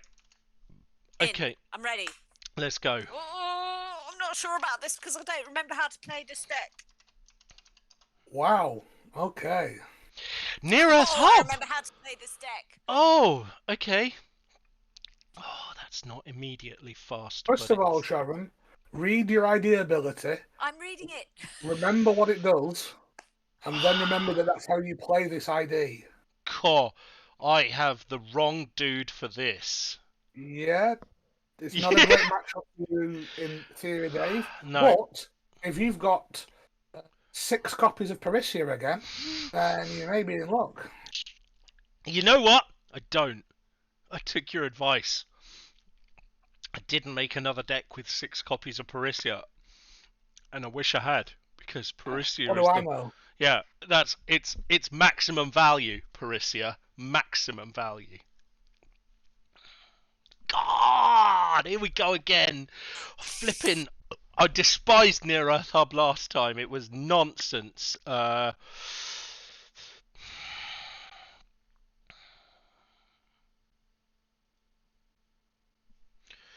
Right. Oh, daily casts. I'm going to Yeah, tag you so Parisia's back, hard, Dave. Dave. It's in system update. Yeah. Way! Yeah. Sorry, that's Rotage Dave, not Dave Dave. Gotcha. I need to respond to some SD2. Triathlon relay was absolutely one of the highlights of the Olympic Games this year. I loved it. Sarah and I were watching it, shouting at the screen, and so excited, happy when we had the results. Sharon, I need a response from you. I know, I'm just trying to make sure that I don't need to res the card first before you destroy it. Sharon, No I've got advantage 1 to credit. using it. I've got I 1 know. credit. Just whatever it is. I know. I access I've daily let business you in. show. I can't afford to do anything. Let's do this for a giggle. Giggle, it's a valid play. Because you do bullshit like that, Dave. The question is, Dave, why did you install Cookbook this turn? Because He has a plan, obviously. cash-wise, it was available, right? The cookbook, I know I should have saved credits, but I was fully expecting something to cost more than 2. I didn't think on turn 1 I'd be facing Gordon what's his face, Doctor Who, No, that's Spin fine. Doctor, But yeah, Cookbook at the moment does nothing for you. true, So you don't want to. yeah, Why spend a click and a credit for a card that at the moment will do nothing? no, but then it's forward thinking on the click, but yeah. Maybe it definitely would have been better if I'd just slapped R&D again. Oh, hello. Hello. Right. Noetic Void or Managarm Skunkworks. If it's Skunkworks, it'll cost me 2. I don't care anyway, really. If I allow it to mess me up, so be it.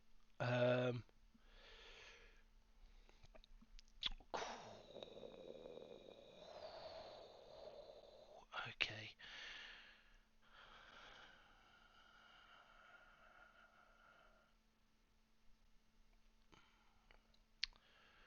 This is...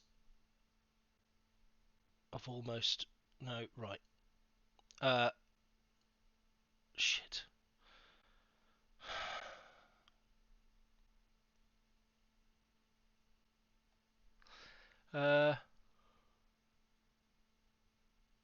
Shit. Okay, let's have a look at it. At the very least. Doctor Who? Reversed accounts. No. No, thank you. No, thank you. Cool. Oh, Credit. cripes. I don't remember if I've got Spin Doctor in this deck. Here we go. You have. Have I? Yeah, I'm fairly certain you've got Spin Doctors in this Unless deck. you've taken it out. Unless you've removed it, you've got Spin Doctors.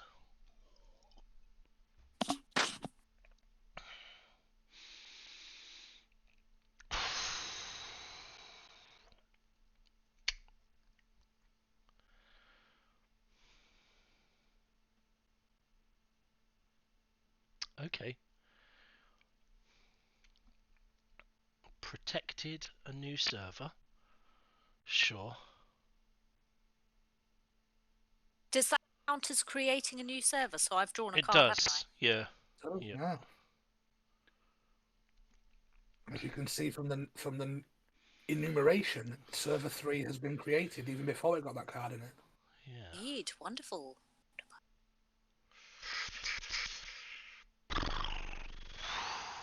Okay. Oh, there's no point doing that, is there? It's Gotcha. getting credit. Okay. But back to you, Dave. The card in position 1 for you, Sharon, I'm not sure why you haven't been using yet. Isn't it automatic? It is automatic. Not server 1, position 1 in your hand. Oh, you can see everything. Of course. He's like God. It's because I didn't think about it properly. I understand, sure.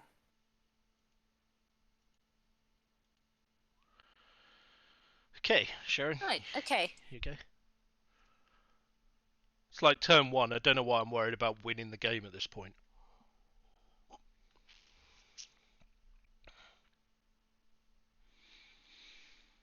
Well, what you've got to be thinking about at all times, Dave, is balancing your own board state with with the board state Sharon's creating, because if she's able to create something that gets out of hand, you've then got to forget about contesting the board and just try and win off centrals. Whereas if you want to contest the board and keep Sharon under wraps, then you've got to pick and choose what you consider to be the priority cards to trash. Yeah. Yeah, for sure. Sharon's dosh is doing reasonably well, all things considered, because she's just spending clicks at the moment. But Is that better, Mark? Yeah. Not sure why you've iced it, but that's your prerogative. Not sure why or what? Why you put ice in front of it? Well, because it's something I want. Fair enough. I'd like to see what's there, please. Ah, Nanoetic Void. Sure, are you spending for that? You may have to undo the click and res it before Dave wants to run, because the res window for Anoetic Void behind no ice I don't think works. Oh. I don't really mind. Don't worry. Okay, card from deck first. Shit. Yep, Nanoetic Void. Yes. Daily business show. It's such a fun one.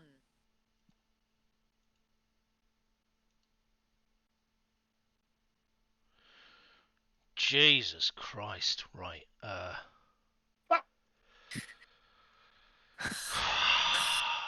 mean, that's one name for him. Oh, Dave, I wanted Spin Doctor. I know. Oh, I should have fucking used Anoetic Void. You haven't Wow. got Anoetic Void. Yeah, yeah. I would have trashed it anyway, and then it would have run again. Oh no, it would have. Oh, I would have failed to run. You're right. It's your go. What a fucking turn. Right. Shit, sorry. What? I need to undo turn because I wanted to read something before I started. Cool. Sharon, you silly fool. Go for it. There we go.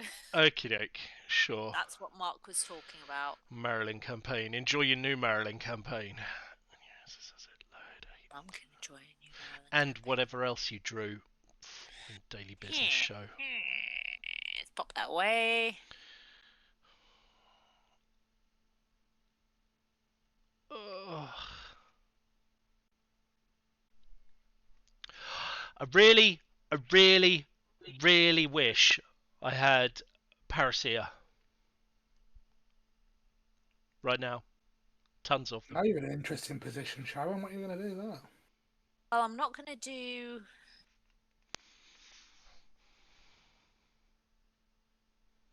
hedge fund.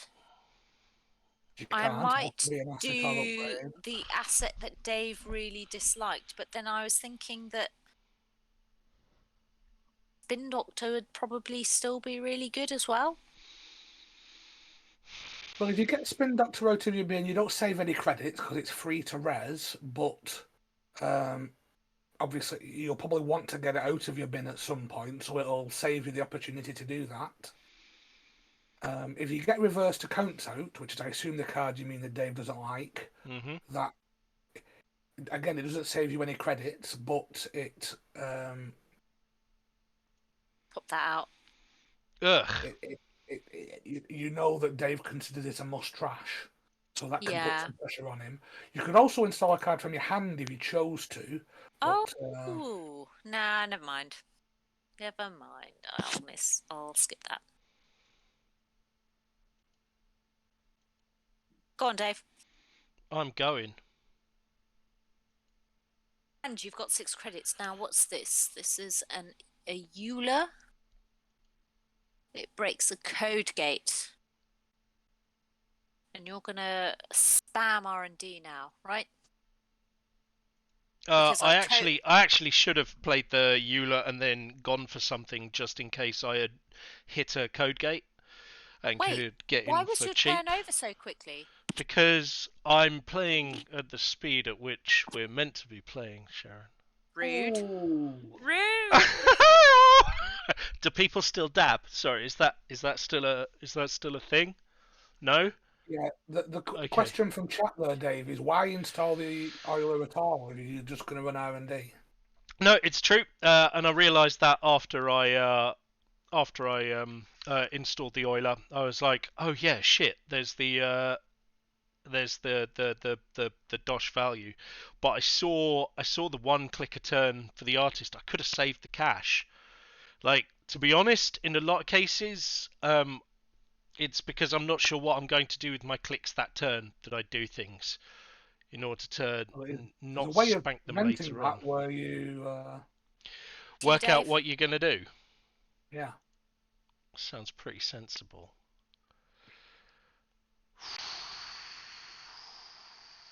You can use artist on hardware. Yes, Yes, you can. Yeah. And I used that before and it was wonderful.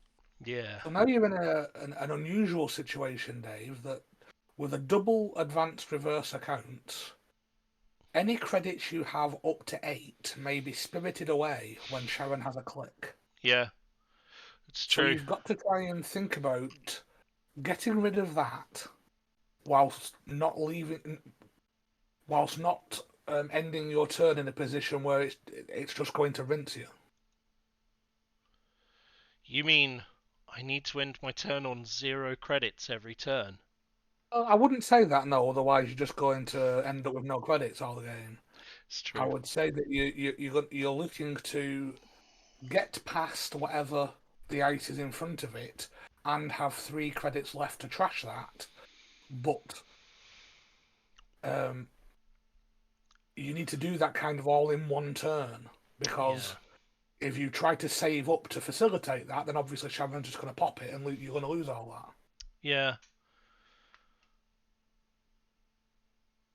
I mean, I that do was an remember, interesting yeah, play. I decided to try and play without credits because you rudely did a similar thing, and it was all going well until you just started advancing things, and I went, oh yeah, I've no money now. Oh. Are you doing anything else with your 2 clicks, Sharon?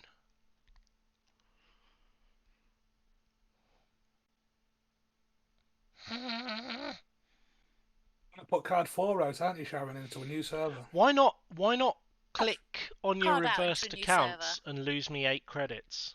No. Nah, that's all right, thanks. But do you know what Just I might thinking do? of things you could do. Being helpful. I might just advance it, thank you. Let's gain a credit. Sure.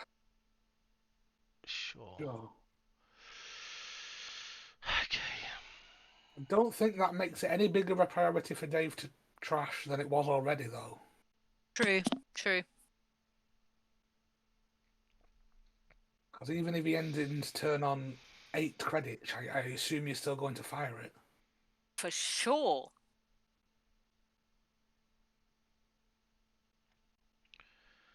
Although I suppose in a way you are cultivating a weird game now where Dave has to try and play with almost no credits. There is some merit to. Well, let's have a look what's in front of it. Pardon me. Yeah. And what's behind it. This one. Oh, yeah. I mean, yes. Trying to do it. Mm. Even if you let that fire, Dave, you've not given yourself enough credits to actually trash the reverse to count. No, I know, but I'm disappointed you said that out loud because Sharan still felt the need to res I it. can still count, Dave. I can Yeah, still but you're count, not though, are you? But I wanted to res it. Right, okay. Let Unbroken's fire because then I can do this. it's a sentry. Cool. Yes, check out. Cool. Oh, rubbish. Okay, cool. But I know what's there now, which is good. I mean, sure. Look, Not how I would have done it. if I don't face check bullshit, I'm just going to get hit by it, okay? Like you can't Correct. I don't have any way of dealing with it until I see. Oh no, I do. If you'd had 3 credits, and I know you couldn't have 3 credits because you only had 1 click left, Yeah. but if you positioned yourself to doing 3 credits, you could have then decided to tank the Karuna to take it off the board. Yeah, it's true, but I wasn't expecting to see a Karuna at all, and being able to tank something generally leaves you jacking out anyway, or it certainly does in this format. I don't know if that's true elsewhere and whether that's a lesson learned for standard, but yeah, there's only a few pieces of ice that don't do an end the run, so I kind of expected to have to end the run. Sure. Luckily, Sharon's decided to fire that on you despite you only having 2 credits or whatever you had. Create a new remote this turn. I didn't, did I? You haven't yet. Do that. Yes. Start turn.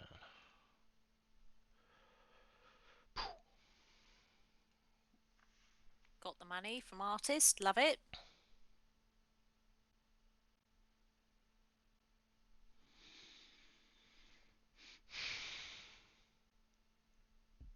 Right. This when it's at home. Paulie's Cafe.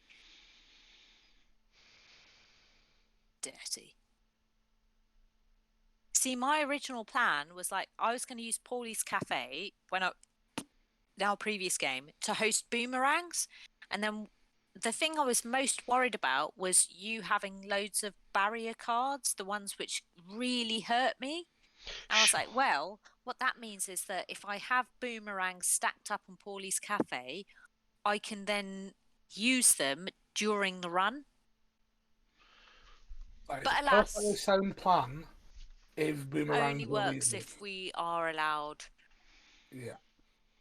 The shenanigans. Oh. I think at the moment the Paulies doesn't really help me out other than on a timing front. Because it allows me to spend clicks previously for stuff.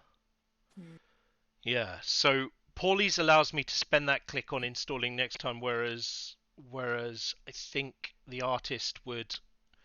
I suppose it's a click then. Yeah. You're It's spending a click to put the symbol chip onto Paulie's Cafe, where you could have just spent a click to install the symbol chip. Yeah. Back to you, Dave.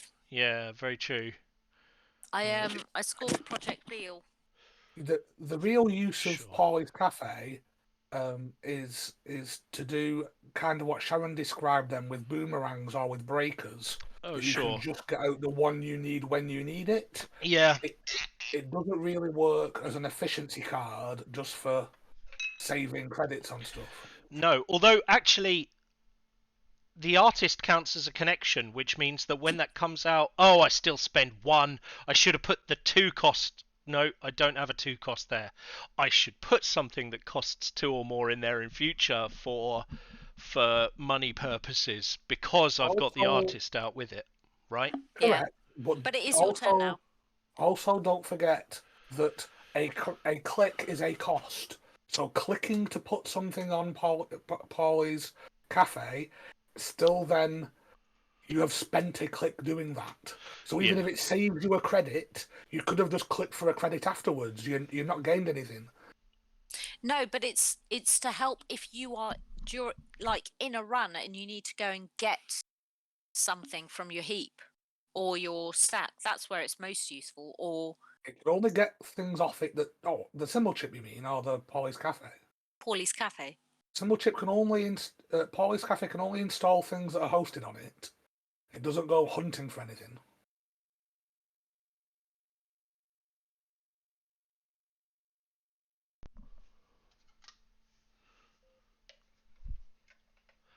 Hello, I'm back. You are. There we You are go. back. Well done. Sharon, you've somehow managed to end up on 0 credits. Mark, shh. Honestly, why are you telling Dave? Dave can count. Thanks. Well, I'm sorted now. Thank you Yeah. very much. 2 credits. Cool. Right, hooty hoo!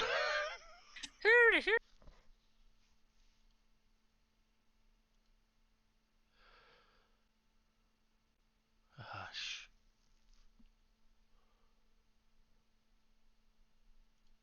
That's a draw. What is it that you saw, Dave? Nothing. Ooh. Oh, you can afford it. Ah! uh-huh. Sure.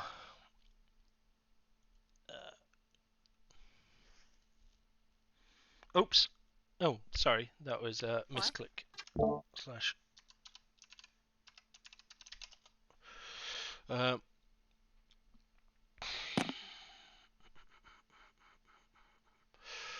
barrier. A barrier. Bugger. It is a barrier. A barrier. Do you have any barriers in your heap? I've got a Gauss in my heap. And Gauss is a barrier killer. Oh, daily business show again. I can't let daily business show just sit there.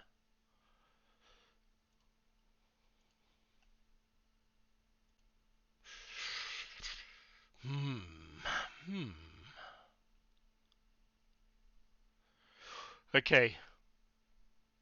Sharon, you Just got doing maths. 3 clicks. Just doing maths. I'm doing maths, Dave. I'm doing maths. You're pretty good at maths. Yes. Still a card. 2 credits.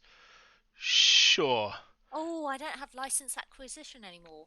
No, I not mean, license acquisition. That's the thing I scored. The yeah. reversed accountants. Reversed accounts, correct.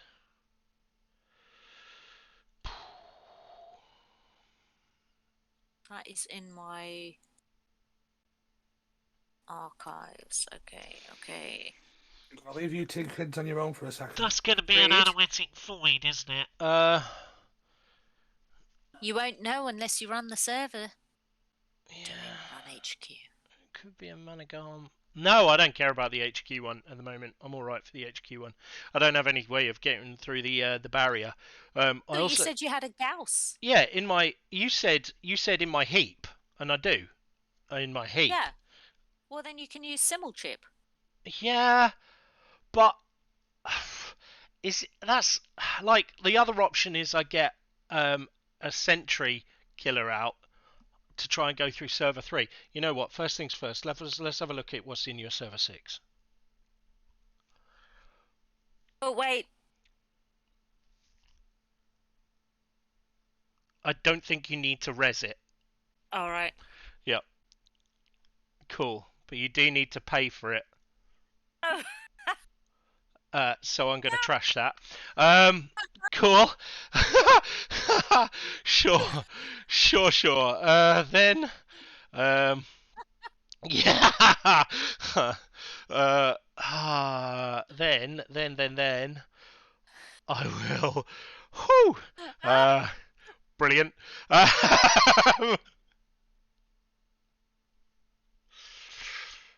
Cyber Trooper Talent out. Oh, shit. Well, do you know what? At least I made you spend a click, Dave. 3 less. That would be 3 less. Ah. That would be trashable. I would get through. Guess what I'm A bringing back barrier. with the Spin Doctor?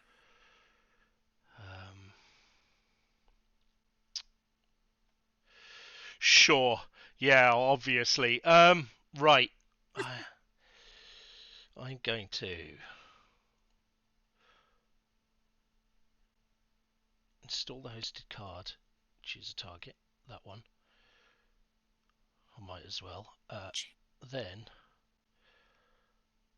Oh. Nothing's been trashed yet, has it? Why don't you trash your Eula? I only have one because I don't want to. Mark, Dave Aaron. frickin' went for my server 6, which had a snare in, but I didn't have the 4 credits I needed to activate it. Let's get that. Oh, Because who's I'm an copying that? idiot. Right,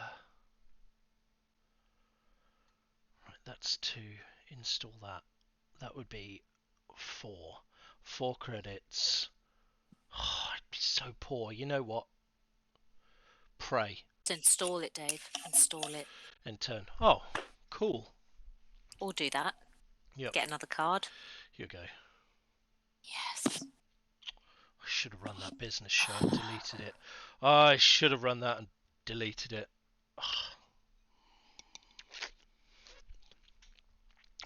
Oh, Dave was just saying he got done by snares.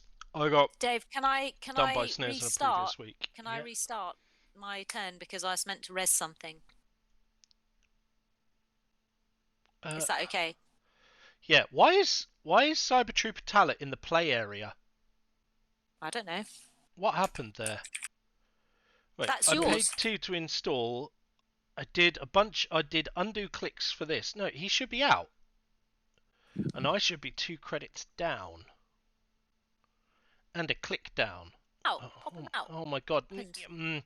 No, we've lost him. The card's in the play area. I'm going to leave him there, and I'm going to take the click next turn to install him Dave. and pay my friggin' money next turn.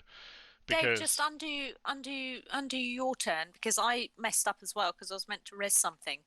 Oh, you wanted to undo the entire turn? Okay. Yeah, but it's too late now. So. No, do it. Just. No, I'm at manually -1 do it. click. Just take your turn, and I'll sort it next turn. At least drag it to your hand and trash the. Pauly's Cafe is not a click. That's weird. Correct. Yeah, sure. Of course. So undo click, undid.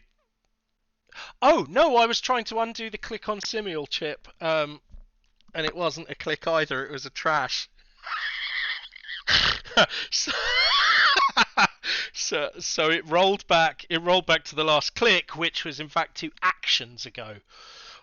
Which is, yeah, my bad. It's pretty guff. Oh, yes, it does get you another card in hand. Another card. Installed ice. Gotcha. Love it. It's fancy. I mean, I would have liked to have put that ice to use, but never mind.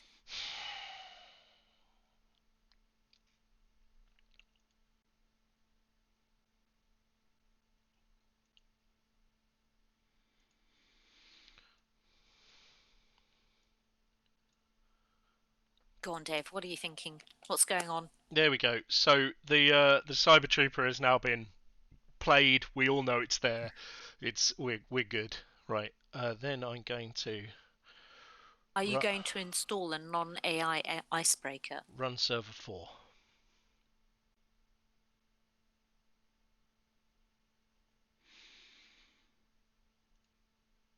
I mean, okay, you erased a palisade. It is a strength 4 barrier. I'm going to install that hosted card. Boom. I have a strength 6 barrier breaker, right? Because Use Cyber them Trooper credits. talent's out and it cost me 0. It cost me 1 credit to do. And now I can fully break the palisade for 1 Do it. cash. And now I can access the server and get snared. If Except only. you've got no credits. It's a Project Bill! Steal the bill! Steal the bill! Okay. And now what I can do is I can definitely swap this and this. And Wait, now, where? R&D. Ah, clever. now it's even poorer, so I can run R&D. And I can break that for 1. Yeah. And then access. Sure. Okay, cool. Admittedly, I've run myself out of cash, but the opportunity was there. So You're both playing on 0 credits. We're finding new ways to play Netrunner every week. new ways, Mark, every week. God, that was a strength 6 Gauss when he came out. Now, unfortunately, you're back to the normal ghost. Strength 1, kind of pants. Yeah. Wow, what have you got in R&D that you're so scared I might access, Sharon? Just Some cards? shizzle, Dave. Shizzle. Sure.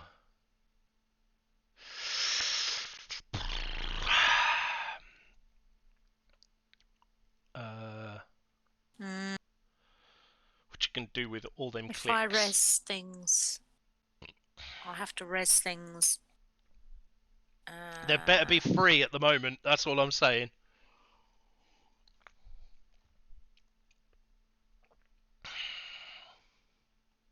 It's at home. Because despite the fact that you drew a money card this turn, you're poor as all hell. Yeah, I know.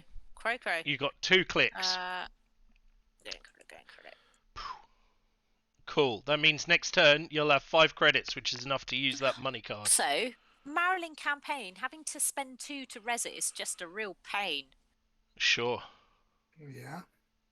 Wait, what did Mark say that made Rotage laugh? It was when I was talking about you inventing new ways to play Netrunner. Although I was cheating slightly because we invent how to play Netrunner with no credits every week. It is just the first time that Rotage is seeing it. This one, it's at home. Continue to encounter ice. Can I get in? Can I? Yeah. Go for it. Yep. Cool. I'll pay a credit for this. What up, yo? Trash 2 cards from HQ. Oh, I've only got 1 click left. Wish I hadn't spanked my money inadvisably. Also spanked my money like an idiot, Stimpy. Yeah. Let's do that again. Still not had great value from the cookbook or the oiler yet. Yeah, I haven't used either of them, Mark. You're quite right. But they're there just in case. Yeah. There's Just nothing in like case. setting on contingency. It's Sharon, absolutely you the way go. to lose. Access the server. What a time to have no money. Right, card from hand. Isn't Steal! it? God damn it, Dave. Yes, swap ice. That one must be important. This one's probably balls. There we go. Just got to access. I mean, tomorrow's headline did tag me, so that was unexpected. Why did you swap those 2 ice, Dave? Because Server 7 hasn't done anything, and R&D probably had something that Sharon wanted on it. So Oh. despite me having not seen them, Server 7, Sharan created just for card draw. So I'm thinking it's probably poo ice. Black ice, one might say. Oh, brown ice. Is that the sort that falls out of planes? Yeah, it's probably brown ice. Whereas the one in front of R&D, that's cared. So. No, but I was wondering why you didn't get rid of the res dice, because that's already spent credits. Whereas with Sharon being poorer than a church mouse, she, if you get rid of It's not a the bad res shout. dice, Yeah. you're potentially running for free. Ah, you spent to get rid of what's his face? Okay, so I need to gain credit. I need to get rid of that, and then do that, and then it's you. What did you do? I Credit. remove the tag, tag. credit. It's your go. Does Maryland campaign go back to hand or stat? Oh, R&D, yeah. Goes back into R&D. R&D.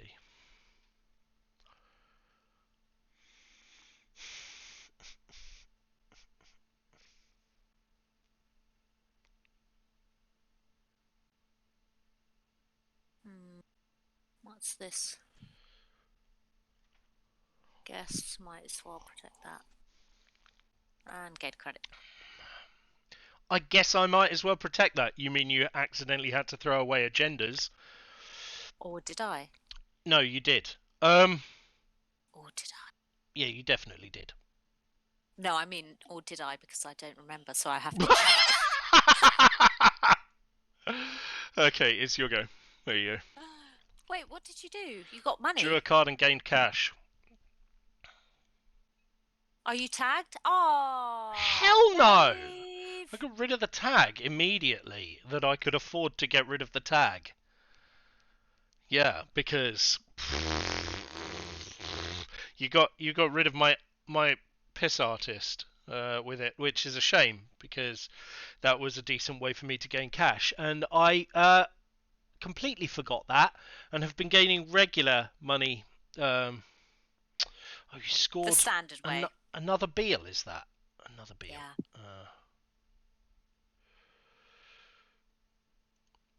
Back to you. Pew, pew, pew, pew, pew, pew. Cheers.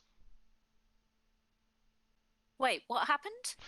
I put your ping on archives because I'm going to gamble that you've thrown away an agenda at some point. Oh, right, okay. Just in case. You should. Archives. How did you get 9 credits? Fully break ping. Access server. Yes, I knew it. So. I knew it! Easy. Okay. Now, the glorious part about this dude is he costs basically nothing to break that one at the moment.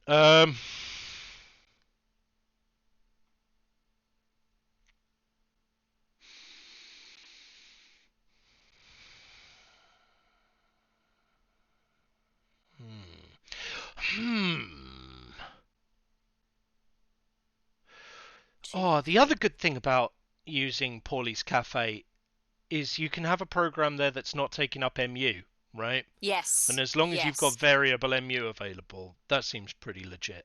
Yeah. I You've got honestly, one credit. I think Paulie's Cafe is a great card. It's time for an HQ run. Can you afford 1 credit? Yes. Encounter ice. Fully break. Access server, come on. Let's get rid of this for a start.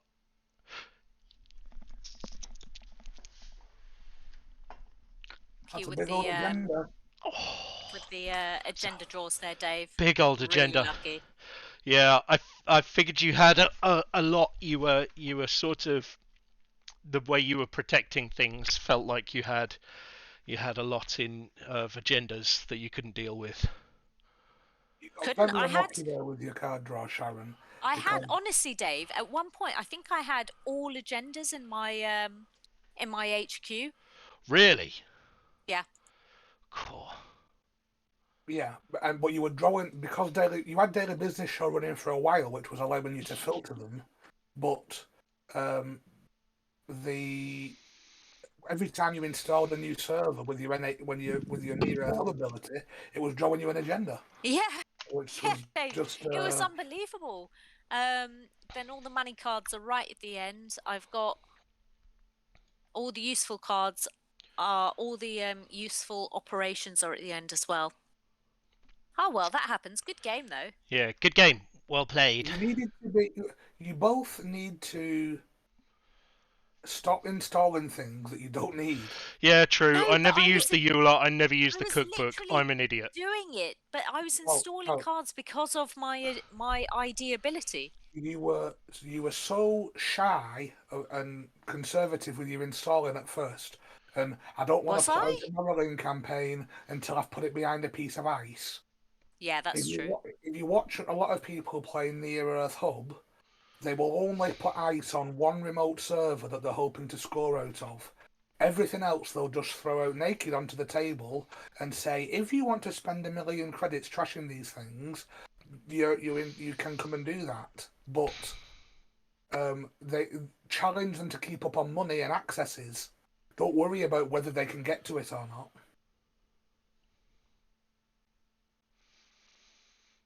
Yeah, no, I should have done that.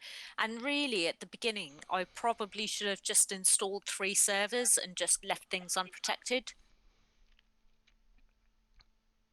Well, you never know, particularly against a Shaper deck. They might just slam down a conduit on turn 1 and run R&D 4 times, which is bad news.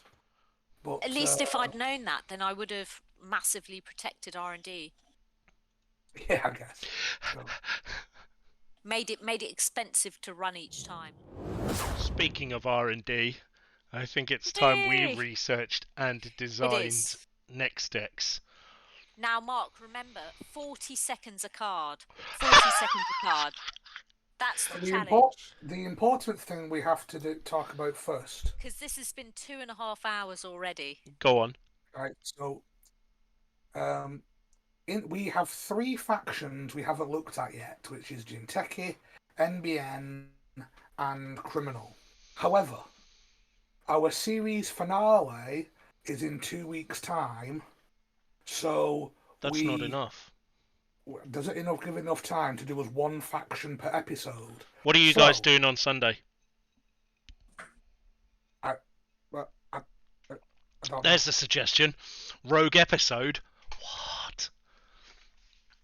Well, we could do a rogue episode, and then we won't have to do a double classroom session tonight. That is Saves us, or double classroom next week. Yeah, extra Sunday. Oh, looks like a Sunday stream's been approved now. I mean, we should check with Sharan, but I'm available for an extra stream one day. Yeah, maybe Sunday. Jessica, I won that last game by sheer bloody fluke. Yeah. Also, Sharan had no money the entire game, and I could make the runs for 1 credit if I was smart.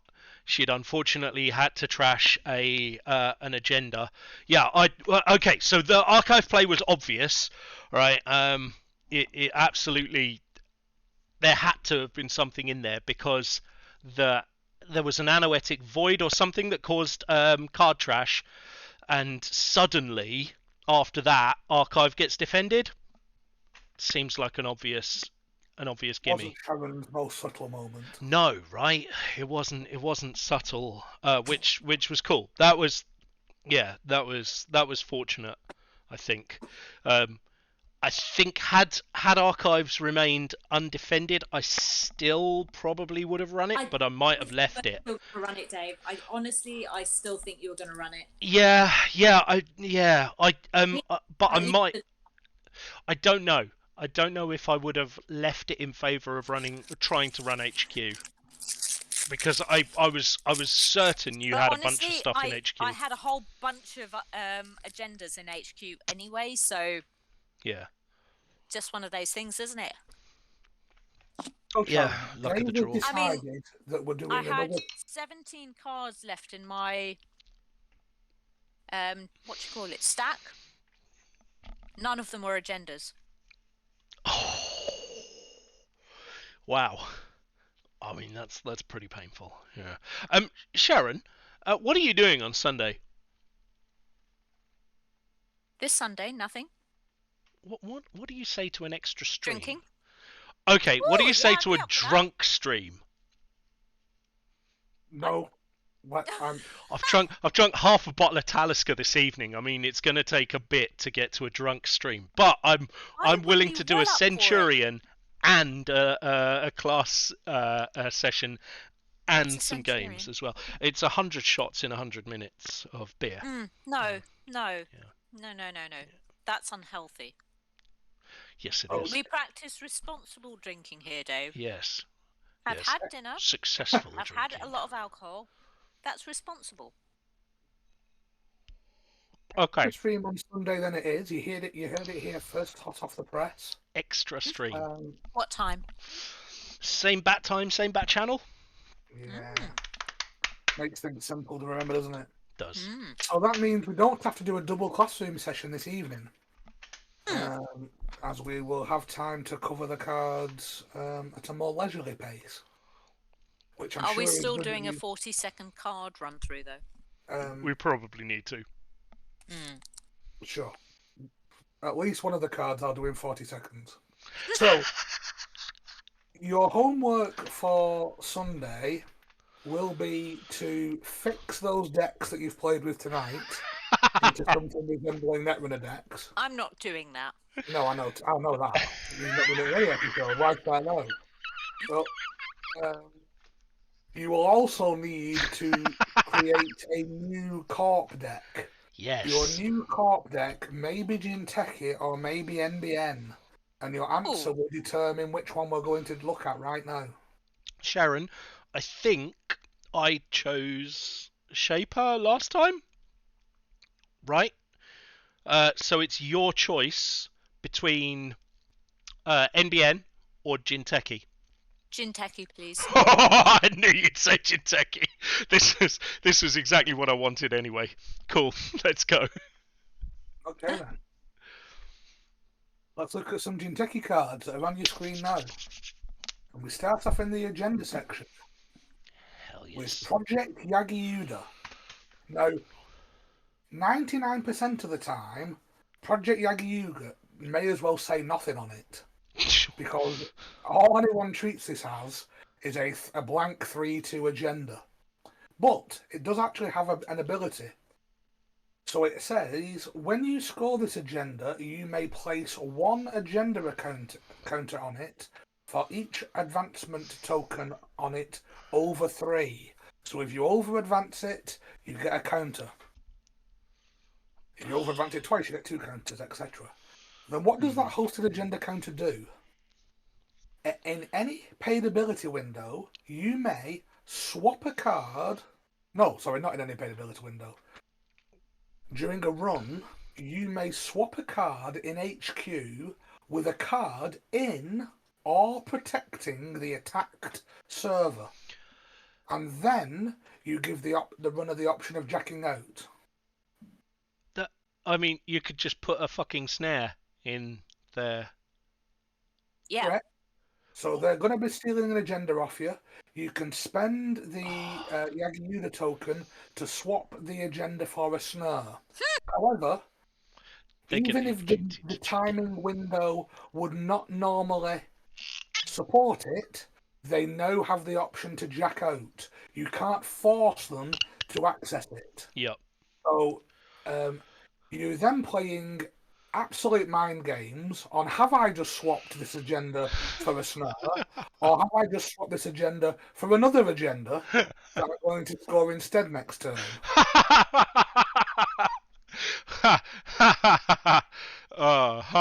Is this a limit 1 per deck? No, this is not. That's what? Nobody uses this ability. I've used this ability once in a tournament, and thoroughly confused all my opponents because they had no idea that it existed. I'd never seen it.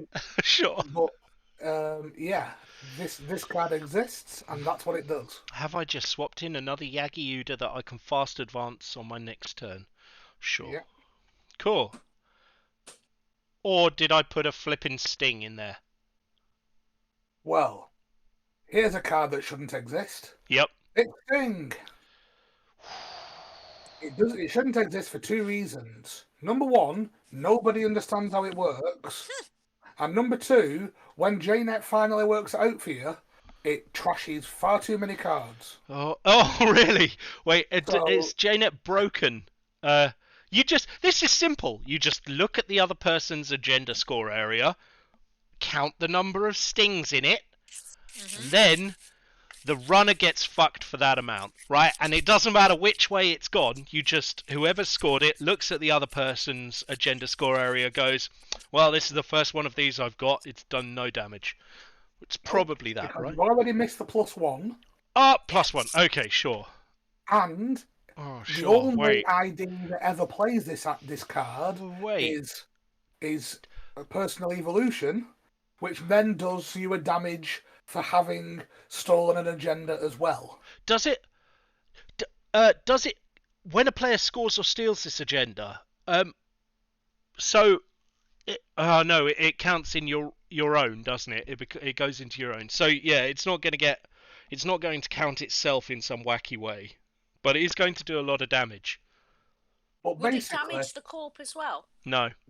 No damage to the corp. Corp doesn't take damage. So as I said, whenever this gets scored, the first thing that happens is both people look at each other and sigh, and then they get their abacuses out and they work out which way round it is, whose score area you're supposed to be looking at.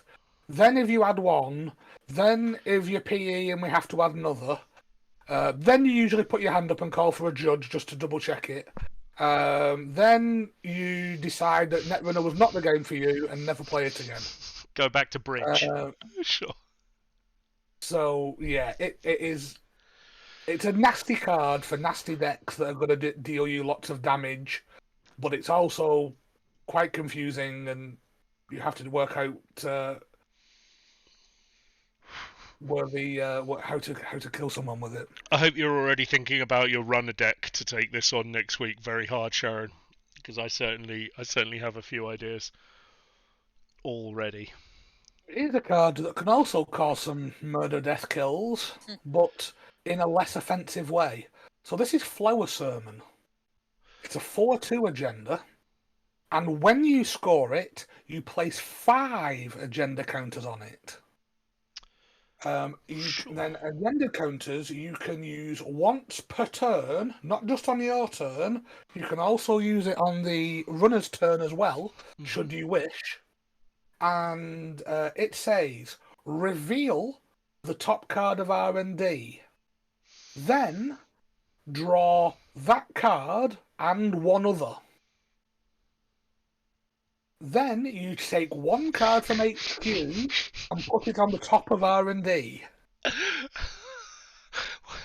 Why are Jinteki the shenanigans corp in this release? They are very much the shenanigans corp, and this is a very shenanigans card. So, this card is particular shenaniganery because, once you've scored one of these, it's then very hard to run R&D because every time you're going to run R&D, the corp can spend one of these counters to draw 2 cards, assuming they've got a snare in hand. And put the snare back, yeah. Every card's a snare, and just put a snare back on top of R&D for you to access. Cool. Cool.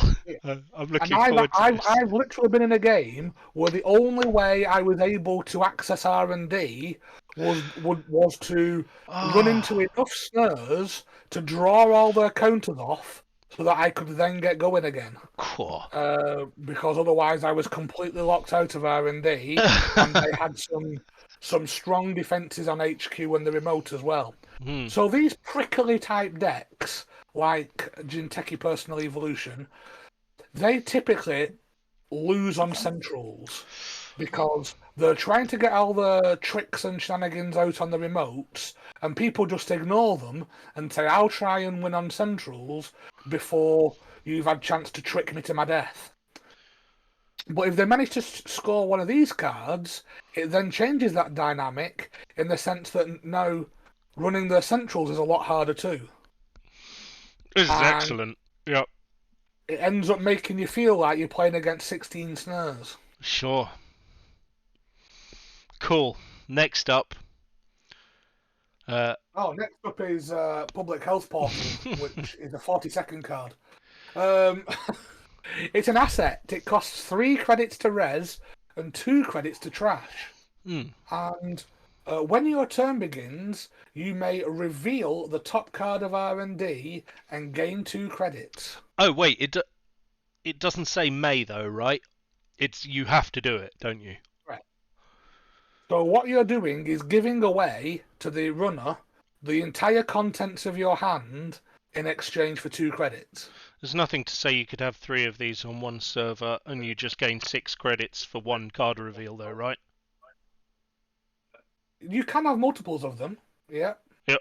But I don't know whether they stack. That's a good question, actually. Well, I mean, you just reveal the top card of R&D and gain 2 credits for every one, I would imagine. Yeah, unless it's an ability, placement ability. But that's a good question. Yeah. I don't think you can, because it might see some play if you were gaining 6 credits per turn.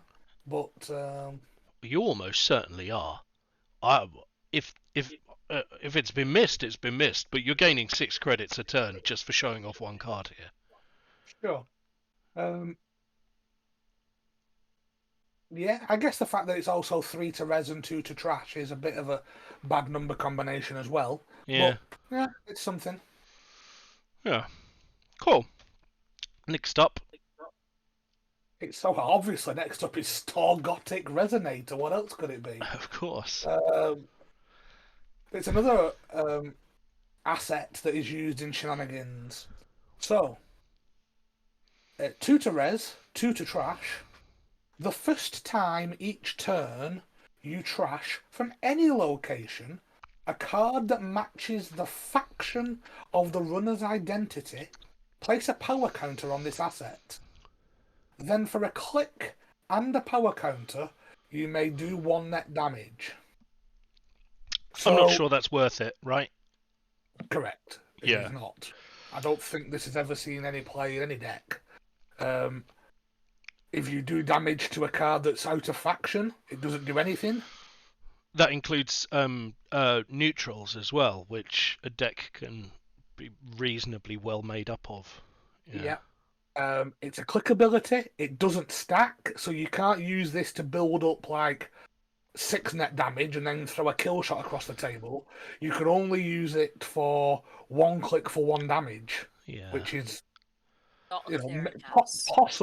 possibly if they've run into a snare near the end of their turn and they've not managed to recover, and you've got a lot of counters on here, you could maybe use 3 clicks to do 3 damage and kill them. You mean nobody runs Biotic Resonator, and just labours the point and kills someone with 3 Biotic labours in a turn and 6 points of Storgotic Resonator. That surprises me. I'll be honest with you, that surprises me. If someone is going to do some shenanigans like that, they're going to use the next card instead. Oh, sure. And this is Prana Condenser. So for a start, this is only 1 to res and costs 4 to trash. So the numbers are much more in the corpse favour. Yeah. Then we have here, I don't know whether we've seen this symbol before, this is an interrupt symbol. Mm-hmm. And this means that we've used it on 2 or 3 NBN cards, I think. Okay.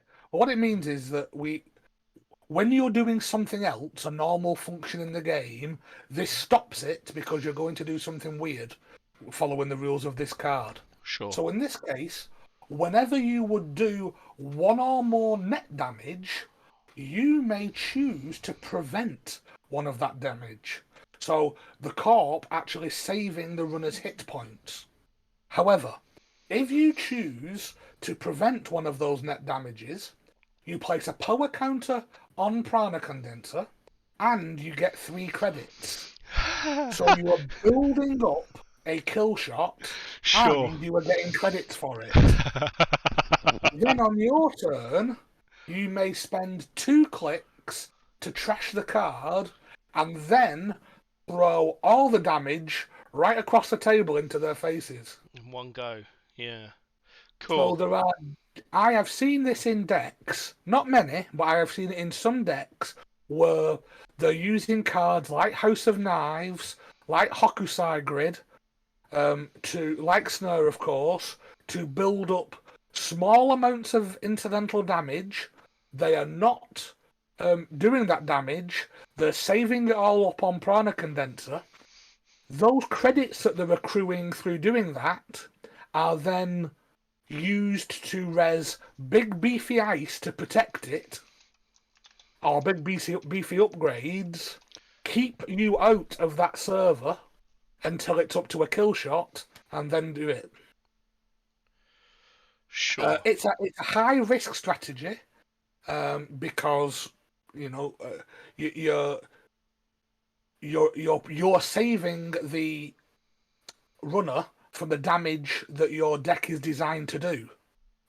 But if you can manipulate that situation into a time then where they can't do anything about it, maybe you've just rezzed a clearinghouse at the start of your turn that's not done a lethal kill shot, but it has reduced the number of cards in their hand, and then you can follow it up with some counters on this. Yep, you can do some awful, awful things. It's it's only prevent one though, so it's sort of gimped by that, right? Like it's hobbled a little, so that you can't just go, you know what? I dump 3 into it this turn. I dump 3 into it next turn, and next It's turn you're one done. So. per instance of damage. Yeah. So if you do a snare, which is obviously a 3, you prevent one of them, but you Yep. still have to deal the 2. But if you're playing House of Knives, and you use the ID ability on a score, that's 2 instances of damage for if it was the agenda that we just seen, and then you can start racking them up kind of nicely. It's there's a magic card that's remarkably sort of similar in feel. Here I've replaced Prana with it on stream. Etherflux Reservoir, which feels remarkably similar, where the more you cast, the more life you get, but then you can use your life to kill someone. Like it's that same sort of feel where you're rolling it up slowly and slowly and slowly, putting yourself in a more and more powerful position, courtesy of this sort of shenanigans, and then eventually you just pull the trigger. Yeah.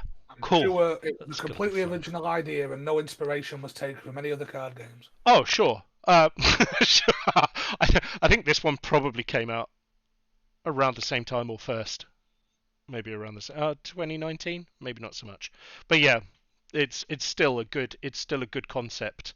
Like it's a nice feel, like to be able to sort of threaten someone as well, because you have to have this out, and it has to be sat there protected, and it's a threat that needs answering in the same way that a clearinghouse needs answering, but this one's more obvious, like it's in your face, which I quite like. Yeah, cool.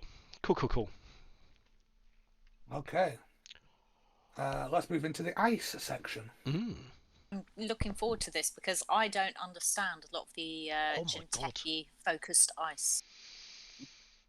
Yep, that's completely fair. I mean, no, I don't think anyone understands any Jinteki cards in the Ashes cycle. They're all exceptionally weird. Okay, next we've got Tyson Tan. Tyson Tan is a big old sentry. Oh, it's God. 5 to res, but only 2 strength. But the reason it's 5 to res is that it's got 3 subroutines, and it's got an extra clause on it as well. So it says when the runner encounters this ice, choose a card type. So program or hardware or resource or event.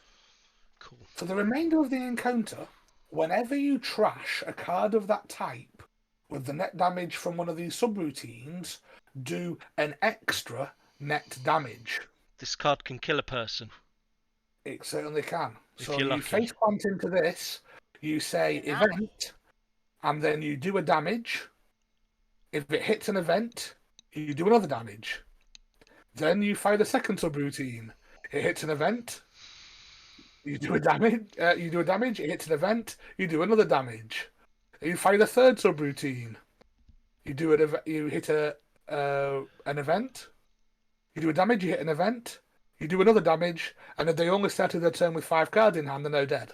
So that rather nicely though, it is limited to 6 damage because it does specify that you only get that rolling damage from subroutine damage, right? Yes. Yes. So you can't just go, well, I've smashed you once with the subroutine and then you've taken an extra. That doesn't count as subroutine damage, does it? That No. doesn't get. No. Okay. So That's triggered. Yeah. It would need a very unfortunate series of events to actually kill someone flat out from having 5 cards in hand. It could be the best 5 creds you've ever spent, though. Oh, indeed. But it can do a big chunk of damage, even if it only does the 3 net. That's like hitting a snare, right? So it's worth having. That's pretty cool. Right, next up. And now here's a card that breaks all the rules of Netrunner. Oh, it's a squee card. Cool. It's Konjin. It's a piece of ice, and it doesn't have any subroutines. All it has is an encounter ability. So when you encounter Konjin, you play a Psy game, and a Psy game on Jinteki involves you picking a number, either 0, 1, or 2, and in real life involves you picking up 2 credits from your credit pool, putting your hand under the table, and then leaving no 1 or 2 credits in your hand, and then going reveal and showing the other person what you've got. Oh, okay. Amazing.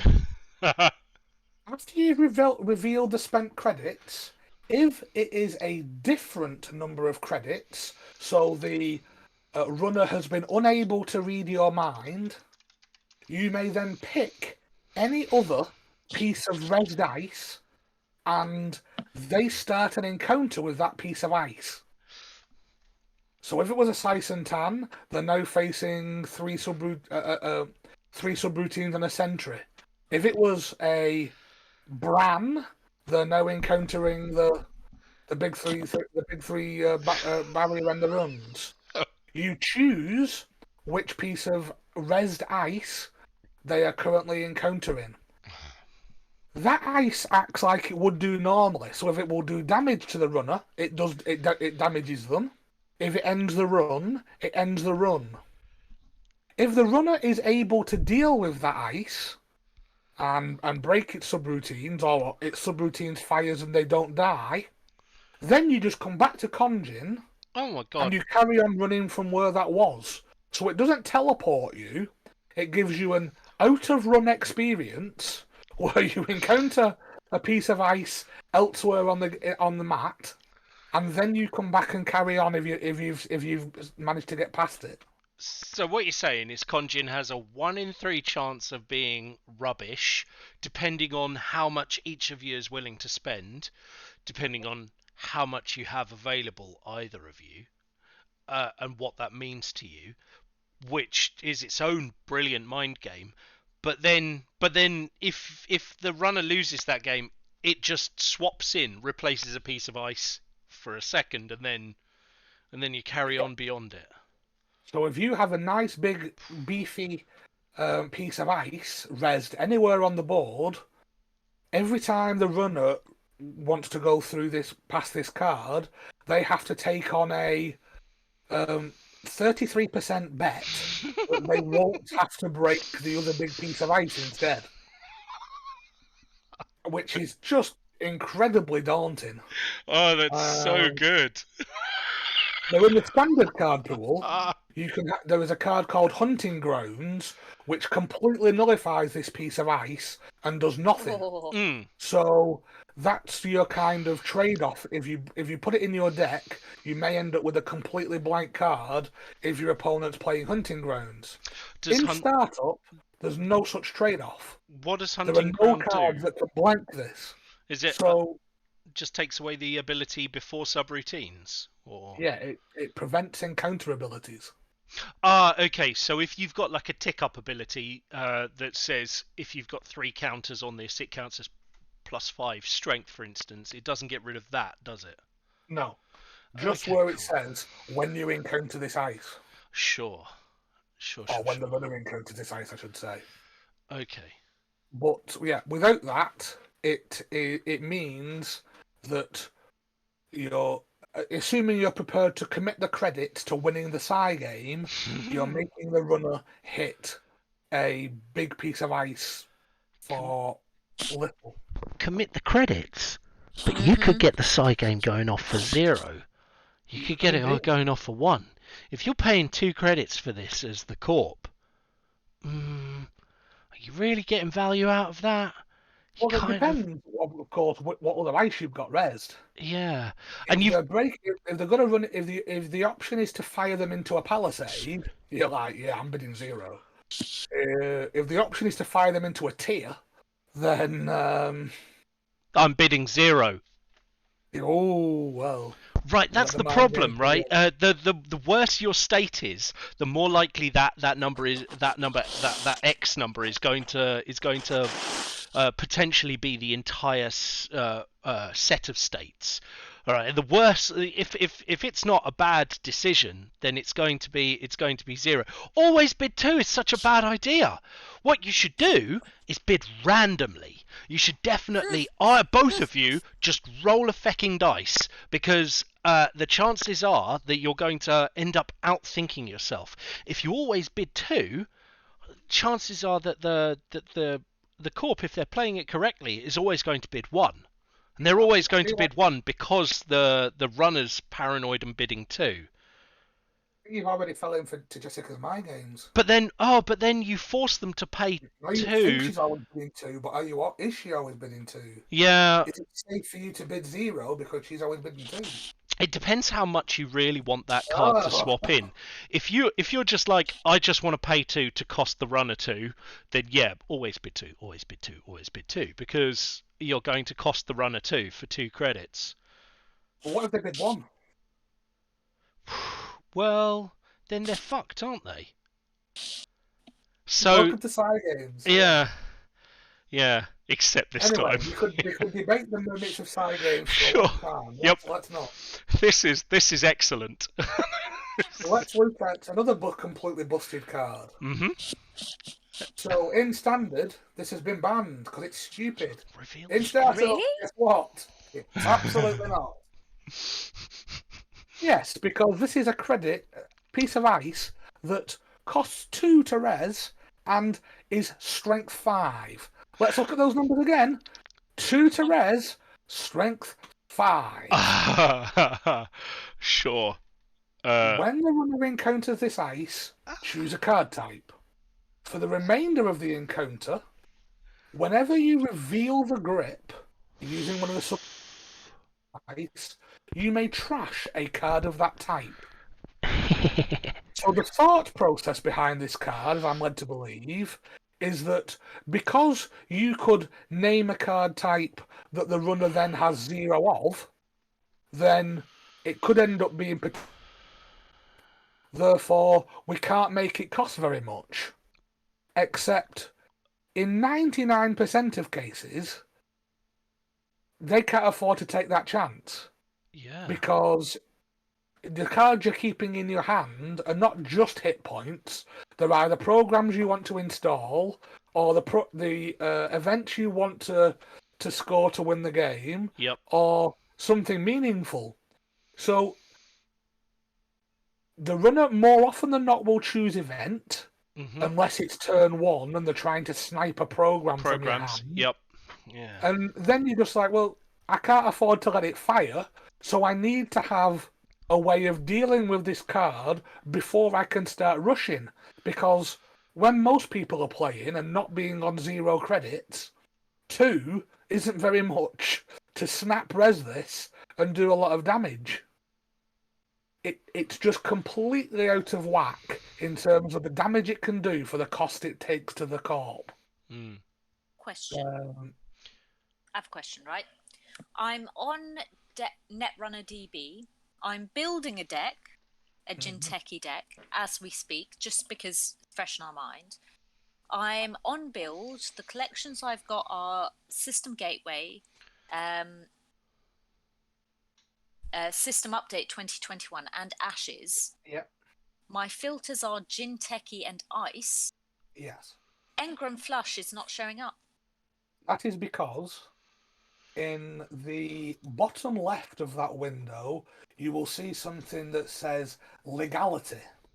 Standard ban list 21.06 active. It's banned, sure. And under the standard ban list, it is banned, so it is being filtered away.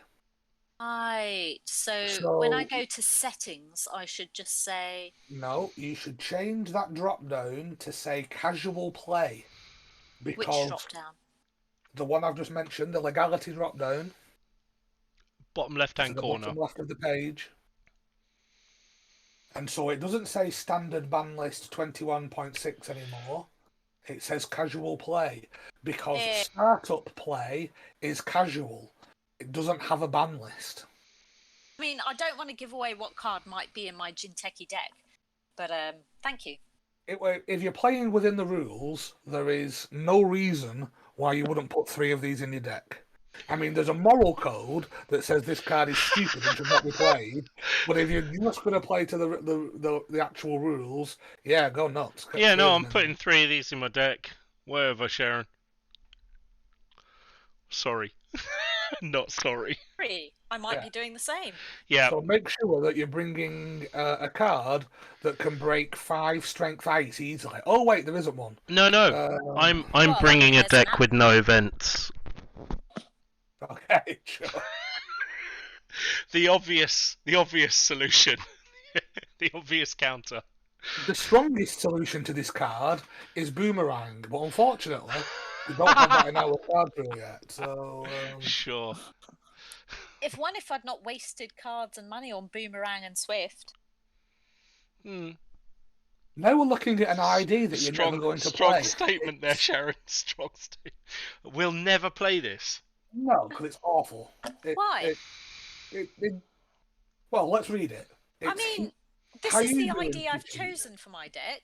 Well, that's a good part of exploring the card pool. You'll experience firsthand how terrible it is. It's a 45-15 as standard, and it says, the first time each turn you reveal a card, you may gain a credit. Just 1 credit.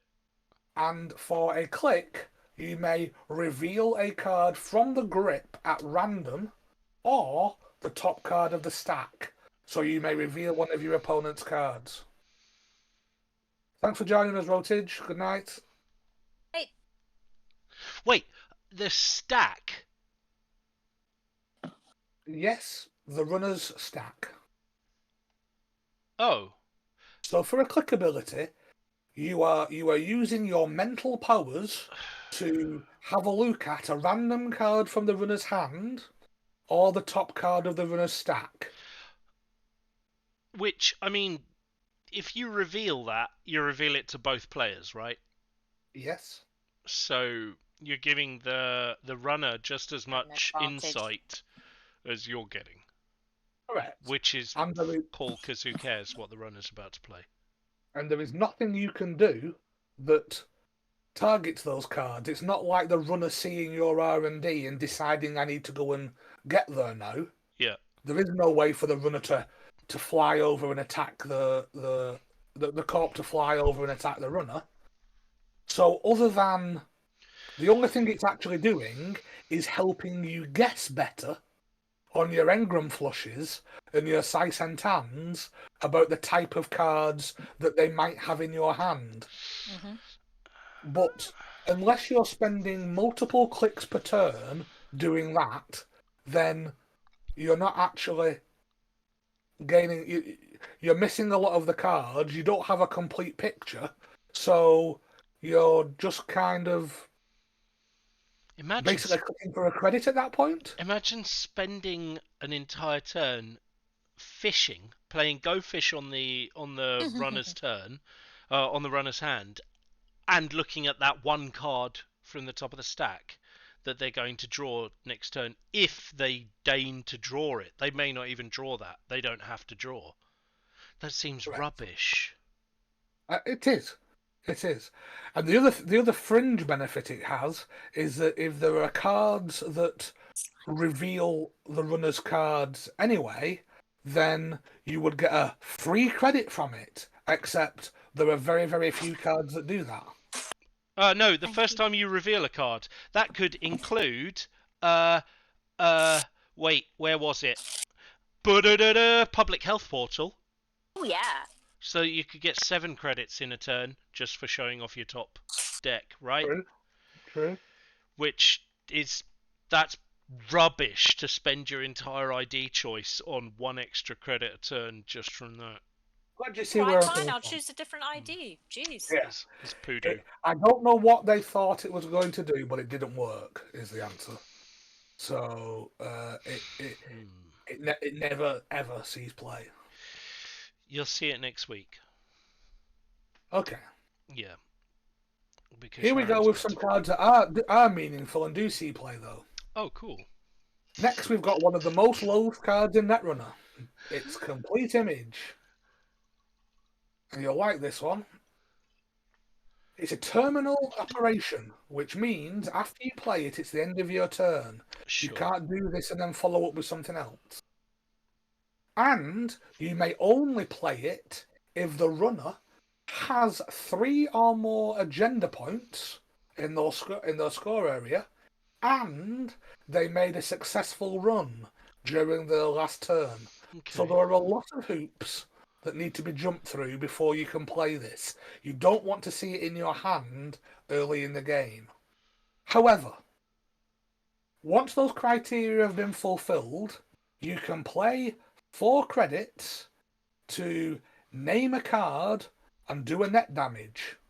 And if you are correct in what that card is, you can play it again, and play it again, and play it again. You until repeat they're the dead. process. Yeah. Oh, maybe that's why Hayabu's in there, is because you're meant to gain an incredible insight into what the opponent has in their hand, and then get really friggin' lucky. Well, the name is kind of apt, which is handy. Yeah. But it's, if you have a complete image of what the runner is holding, then you are in a good position to use this card. However, unless they're only holding 1 card, you cannot be assured that you are going to Hit the guess cards. correct. Yeah. So where this card has seen a lot of play is there used to be an ID called Chronos Protocol that said when the first damage you do each turn, you choose. Well, that was quite handy to turn into. Okay, so that's 2 damage every turn for free, no workers. And it also combos well with a card called Salem's Hospitality, which forces the runner to expose their hand and you to throw away certain cards from it. Sure. Which makes the likelihood of a kill shot even better. Yup.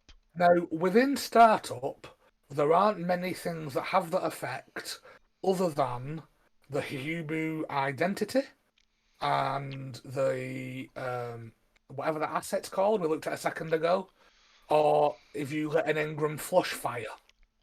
Sure. You don't. I don't think I've seen Complete Image played in Startup at all. But under the right set of circumstances, it can have a devastating effect. And the fact that the enabler for it is the runner's got 3 points. Well, the runner has to get 3 points at some point. It's kind of a stepping stone towards getting 7. Yeah. So if you do what you're supposed to be doing, you may set yourself up to be punished. Is the reason why a lot of people don't like it. So Sure. And just being able to, at the end of your turn, if they made a successful run, if they were daft enough, how very dare they to run against you, the Netrunner, then you just punish them by doing them 1 net damage in your next turn. Well, that still seems pretty good anyway. saving grace, I guess, for this card is that it's trashable. It's one of the rare trashable operations. Gotcha. So if you suspect that this is the plan that the Corp is on, you can try and hammer HQ to find this card and trash it. I mean, if they have snares in there, that's not going to be easy. If they have an archive memories in there, which means they can just pick it out of their archives and play it anyway, that's going to be a waste of time. But it does have a trash cost at least. Yeah. At least you're getting rid of it. Still, it's a price. Okay, Price next indeed. up. Now we're on to the Jinteki lockdown. Each of the factions get its own lockdown, and we've seen NAP Cordon, which is the neutral one. This is the Jinteki one. And as always, it's 0 to play, 4 to trash from hand, so this is another trashable operation, and you may only play it if there is no active lockdown, and then it stays in play until the start of your next turn. What does Hayubi Precog Manifold do, though? You choose a server, and then, whenever the runner makes a successful run on the chosen server, you play a side game. Yep. And if the runner does not guess correctly, you end the run. Insane. Lol. So every successful run you make against a precog manifold server only has a 33% of chance of being successful, even after you've broke all the ice and passed all the upgrades. So it's basically telling you, unless you have no other outs anywhere, don't bother running that server. Yep. But it's not a absolute definite end the run like a Noetic Void is. It's a probably end the run. So I think I've worked out side games. I Okay. think you pretend to randomise them, and then you always spend 2, like Jess said. okay, that's But you have to pretend to randomise them. sure. I think that's a necessary part of it. There Or you used to always be spend on, 1. Oh, shit. Jinteki. I don't know whether it's still there or not, but when you had to play a side game, it said, "What do you want to do?" and gives you the options of 0, 1, or 2, of course, and also had to give you a button for roll a d6, Sure. which Cool. gave you a number that you then ignored and chose what you were going to press Chose anyway. 2! Yeah, cool.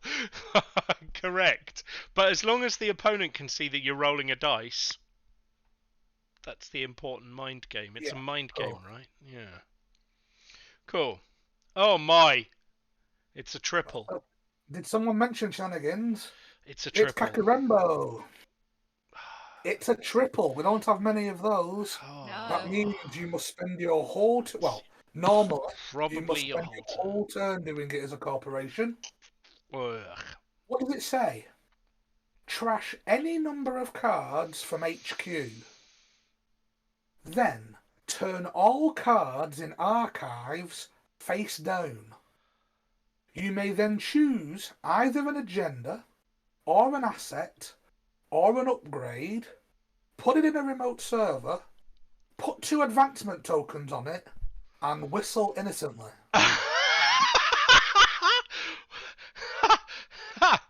Cool. So if they Cool. want, obviously, any card that you've used previously in the game, a clearinghouse, an Urtica cipher, an agenda, Anything from your anything hand? anything you've just hidden from your hand, you're gonna put on the board with 2 advancement counters on it and say what you're gonna do. The opponent has to check If you've gone and taken an agenda out of hand and placed it with 2 advancement counters on it, then if it's a 5-cost agenda, you're scoring it on your next go if the opponent does not check that. They have what's to that? check it, which means they have to face punch an Urtica Cipher. But Which what's will that give 4 card damage that at gives you point. 3 extra clicks? Or is that an agenda that you Oh, score? that's an agenda, Right. and you Right. can't then score any other agendas. Yeah. Right. For that turn, you can't score agendas. Yeah. But what So- you could do is score that, play absolute top cack, and then possibly put another agenda in, or potentially an Urtica Cipher. Cheers. Good luck. So Your if you've guess. had face down cards in your archives area already, for example, you might be playing Restoring Humanity that wants to put cards face down in archives, then the runner would have no idea if whether you're putting one of those face down cards back into play or not. Even if they do run and look at your archives, turn everything back up face up in archives, they don't know the entire contents of your HQ, so you could have still taken out an Urtica cipher or an agenda from your HQ and put it with 2 face ups on it. Or And a why snare. limit yourself to an Urtica cipher? Why not make it a cerebral overwriter so that damage is not coming back? Yep. Oh yeah. So that they take brain damage. Yeah. Holy shit. Yeah. Or maybe you don't have that. Maybe you just chucked a snare on it, and it's got 2 advancement tokens on it, and it looks like an agenda, but it's just not.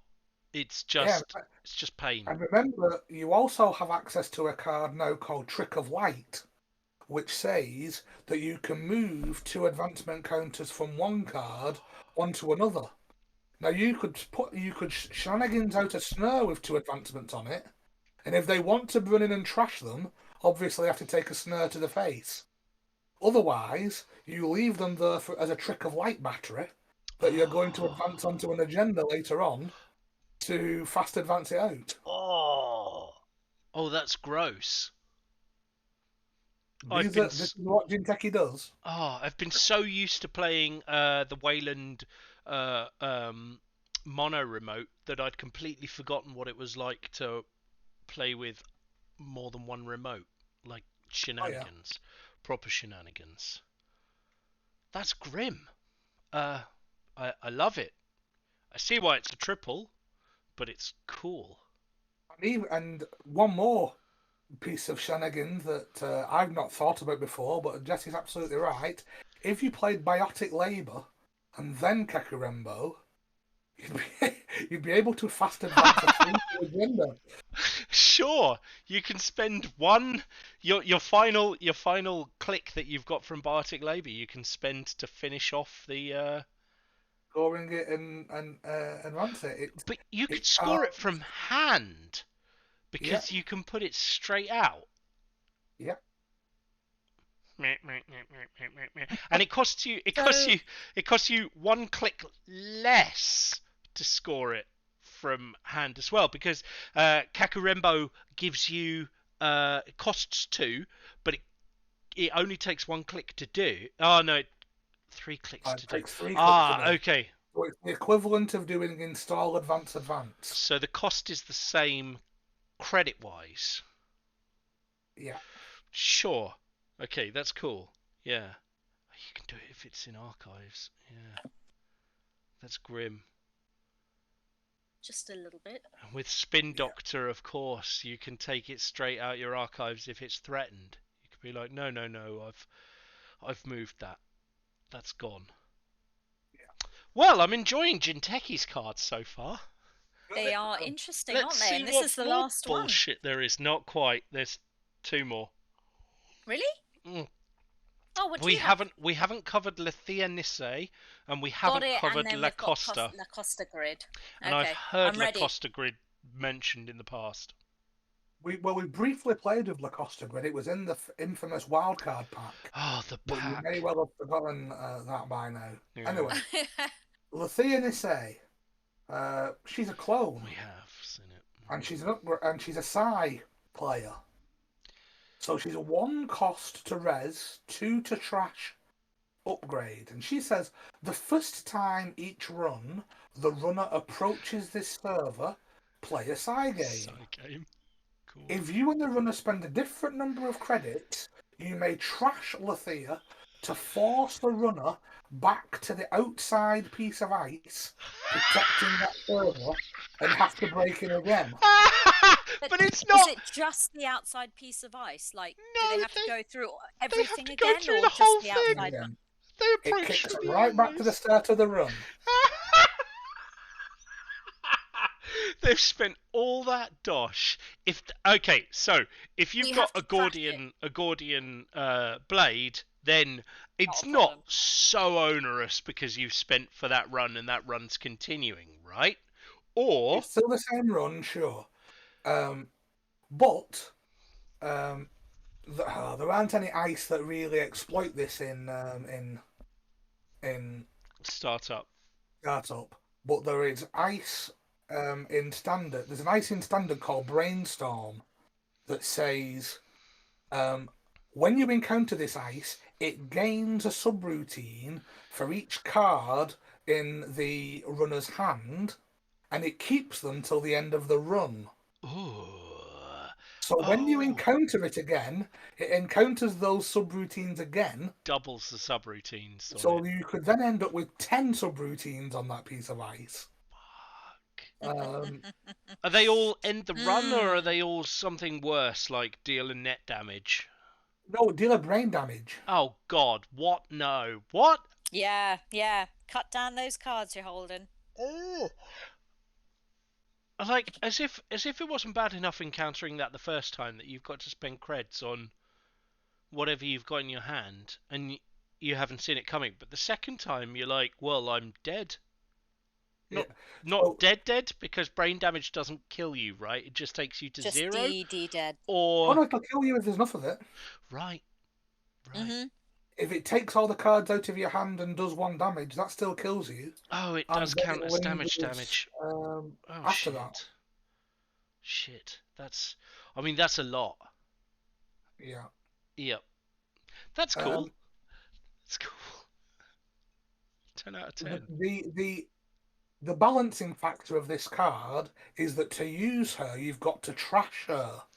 Now that is primarily why she doesn't see much play. Trash So is you upgrade. compare that to your anoetic voids that stay there forever, just being a nuisance.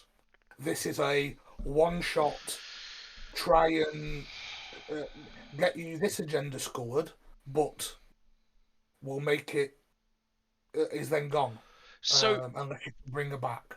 in the last game, though, you saw my Akets buff a was it a trebuchet? It was another piece of ice to its 3 points after Sharan ran past it.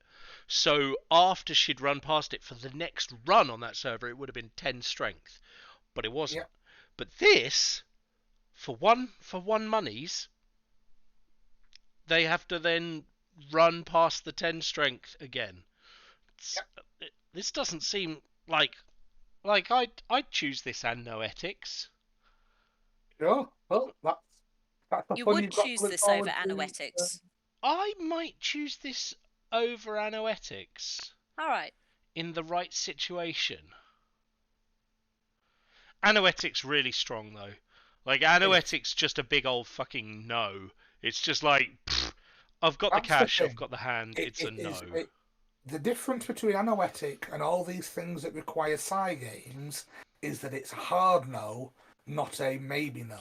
Not a maybe no. But the thing about Lethea Nesse is that you could force someone to have to put up with a lot worse punishment if your first piece of ice doesn't say end the run but says instead stuff like trash cards, brain damage, like pain here, pain there, keep going. And then the next card says a similar amount of, you know what, eat this, take damage, take more damage, that sort of stuff. Eat it. Then I think a Lithia Nisai is a worse thing to run into than a Noetic Void, because at least a Noetic Void, you know you've run into it, it's cost the corp 2 creds, 2 cards, that's quite expensive, and you get out of Problem Town at that point. You don't have to face more bullshit from Horrible Ice. This could be a lot worse. Okay. Depending on how It they also combos. No, it doesn't combo, but you'll see another card next week that is gross akin to that effect as well. Yeah. Okay. This week you mean Sunday? Mm. Oh, because we'll be looking at Criminals on Sunday. Yeah, good stuff. Looking forward to it. Jeez. Whoa. So, And La Costa finally, Grid. The La Costa Grid. And yeah, it's real good. It costs 3 to res and it costs 4 to trash. It's an upgrade. You can only play it in remote servers, and it says, when your turn begins, place an advancement token on a card installed in this server. For free. No clicks. Installed in this server doesn't include ice protecting it, does it? Correct. Yep. Protecting the server is not in the server. In the server, yeah. But you can put it on upgrades in the server, you can put it on assets in the server, Yeah. you can put it on agendas in the server, you can put it on itself, because it's not a may, you must place an advancement token. So if there are no other cards there, you have to advance it. It advances itself. It's interesting that it doesn't do any... Oh, those are advancement counters. If you've got some way of moving advancement counters, that's a battery for... Trick of light. Yeah, trick of light. Them off later. Excellent. Yeah, excellent. Cool. Yeah. Rid of a cool card for cool people. Yeah, we hadn't seen Trick of Light when we previously encountered this, had we? Yeah, not. Okay, cool. So this has got like a whole host of more use since we last saw it, which is nice. Yeah, well done. That was a great choice of card to include in the packet. Yeah. Did I mention how little thought I gave put to those packets? I'm really looking forward to using this now. Yeah. So I've built my deck. I've built my Jinteki deck now. Excellent. Referee, I'd like to call shenanigans. Sharan has been taking absolute lessons whilst we've been going through this teaching session, and I feel like it means I don't have to rewatch the video 5 times. This is horribly unfair because I haven't. So I've got to do that with the next week. What is rather nice is we won't get much of a chance to... It just means I've got one of every type of card in the deck. Okay, so you saw on the off week that is a legitimate way to build a bad deck. Thanks. Yeah. You're welcome. My deck that was singletons was trash. Trash. Oh, You still almost won though. Trash. Good player. I'm not sure if this is an inspiration for anyone to come to the news stream on Sunday, but yes, you will see lots of awful Jinteki decks playing against each other and killing each other in as many shenanigan ways as possible. Oh my god. I'm not even sure how to build a runner deck to face against whatever. There isn't one. We're just hoping for the best, basically. No, it's hold your pants and pray, I think. There are a few cards that will help you, and it will be interesting to see whether you think about it enough to pick those out, or whether you just say, oh heck to it, I'll just play 51 card kit. I'll just run straight first into this, and it's all diesel. I mean, Pray, if ever there pray. was a time to put too many cards in your deck against this lot, it is exactly no. So For sure. Yep, diesel, pray. That's we don't even have the second flavour of diesel yet, because that's in Criminals, isn't it? Blueberry diesel. it's correct, yeah. It will be episode 10 on Sunday. Is that correct? I think so, I yeah. think it's episode 10 now, isn't it? Is it? What? Really? Yeah. Oh my gosh, yeah, you're right. Because episode 9 was business in the front, party in the back. Yeah, you Earth get less for Station. murder. Maybe you do for running these Right. streams. S2.11. It's even on Jinteki already. Wait, have you publicly published your deck? I just want to double Of course check. not, Dave. Do you want to do that? Foolish. Just in case.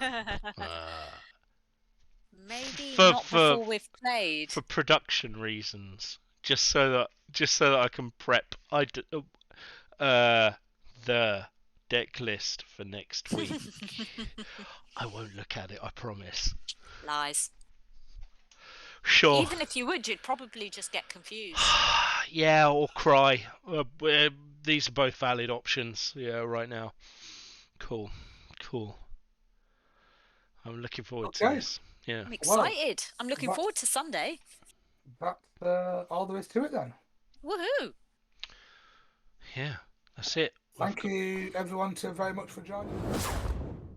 Hope to see you on Sunday if you can make it, and if not, we'll be back next week with NBN cards to finish off with.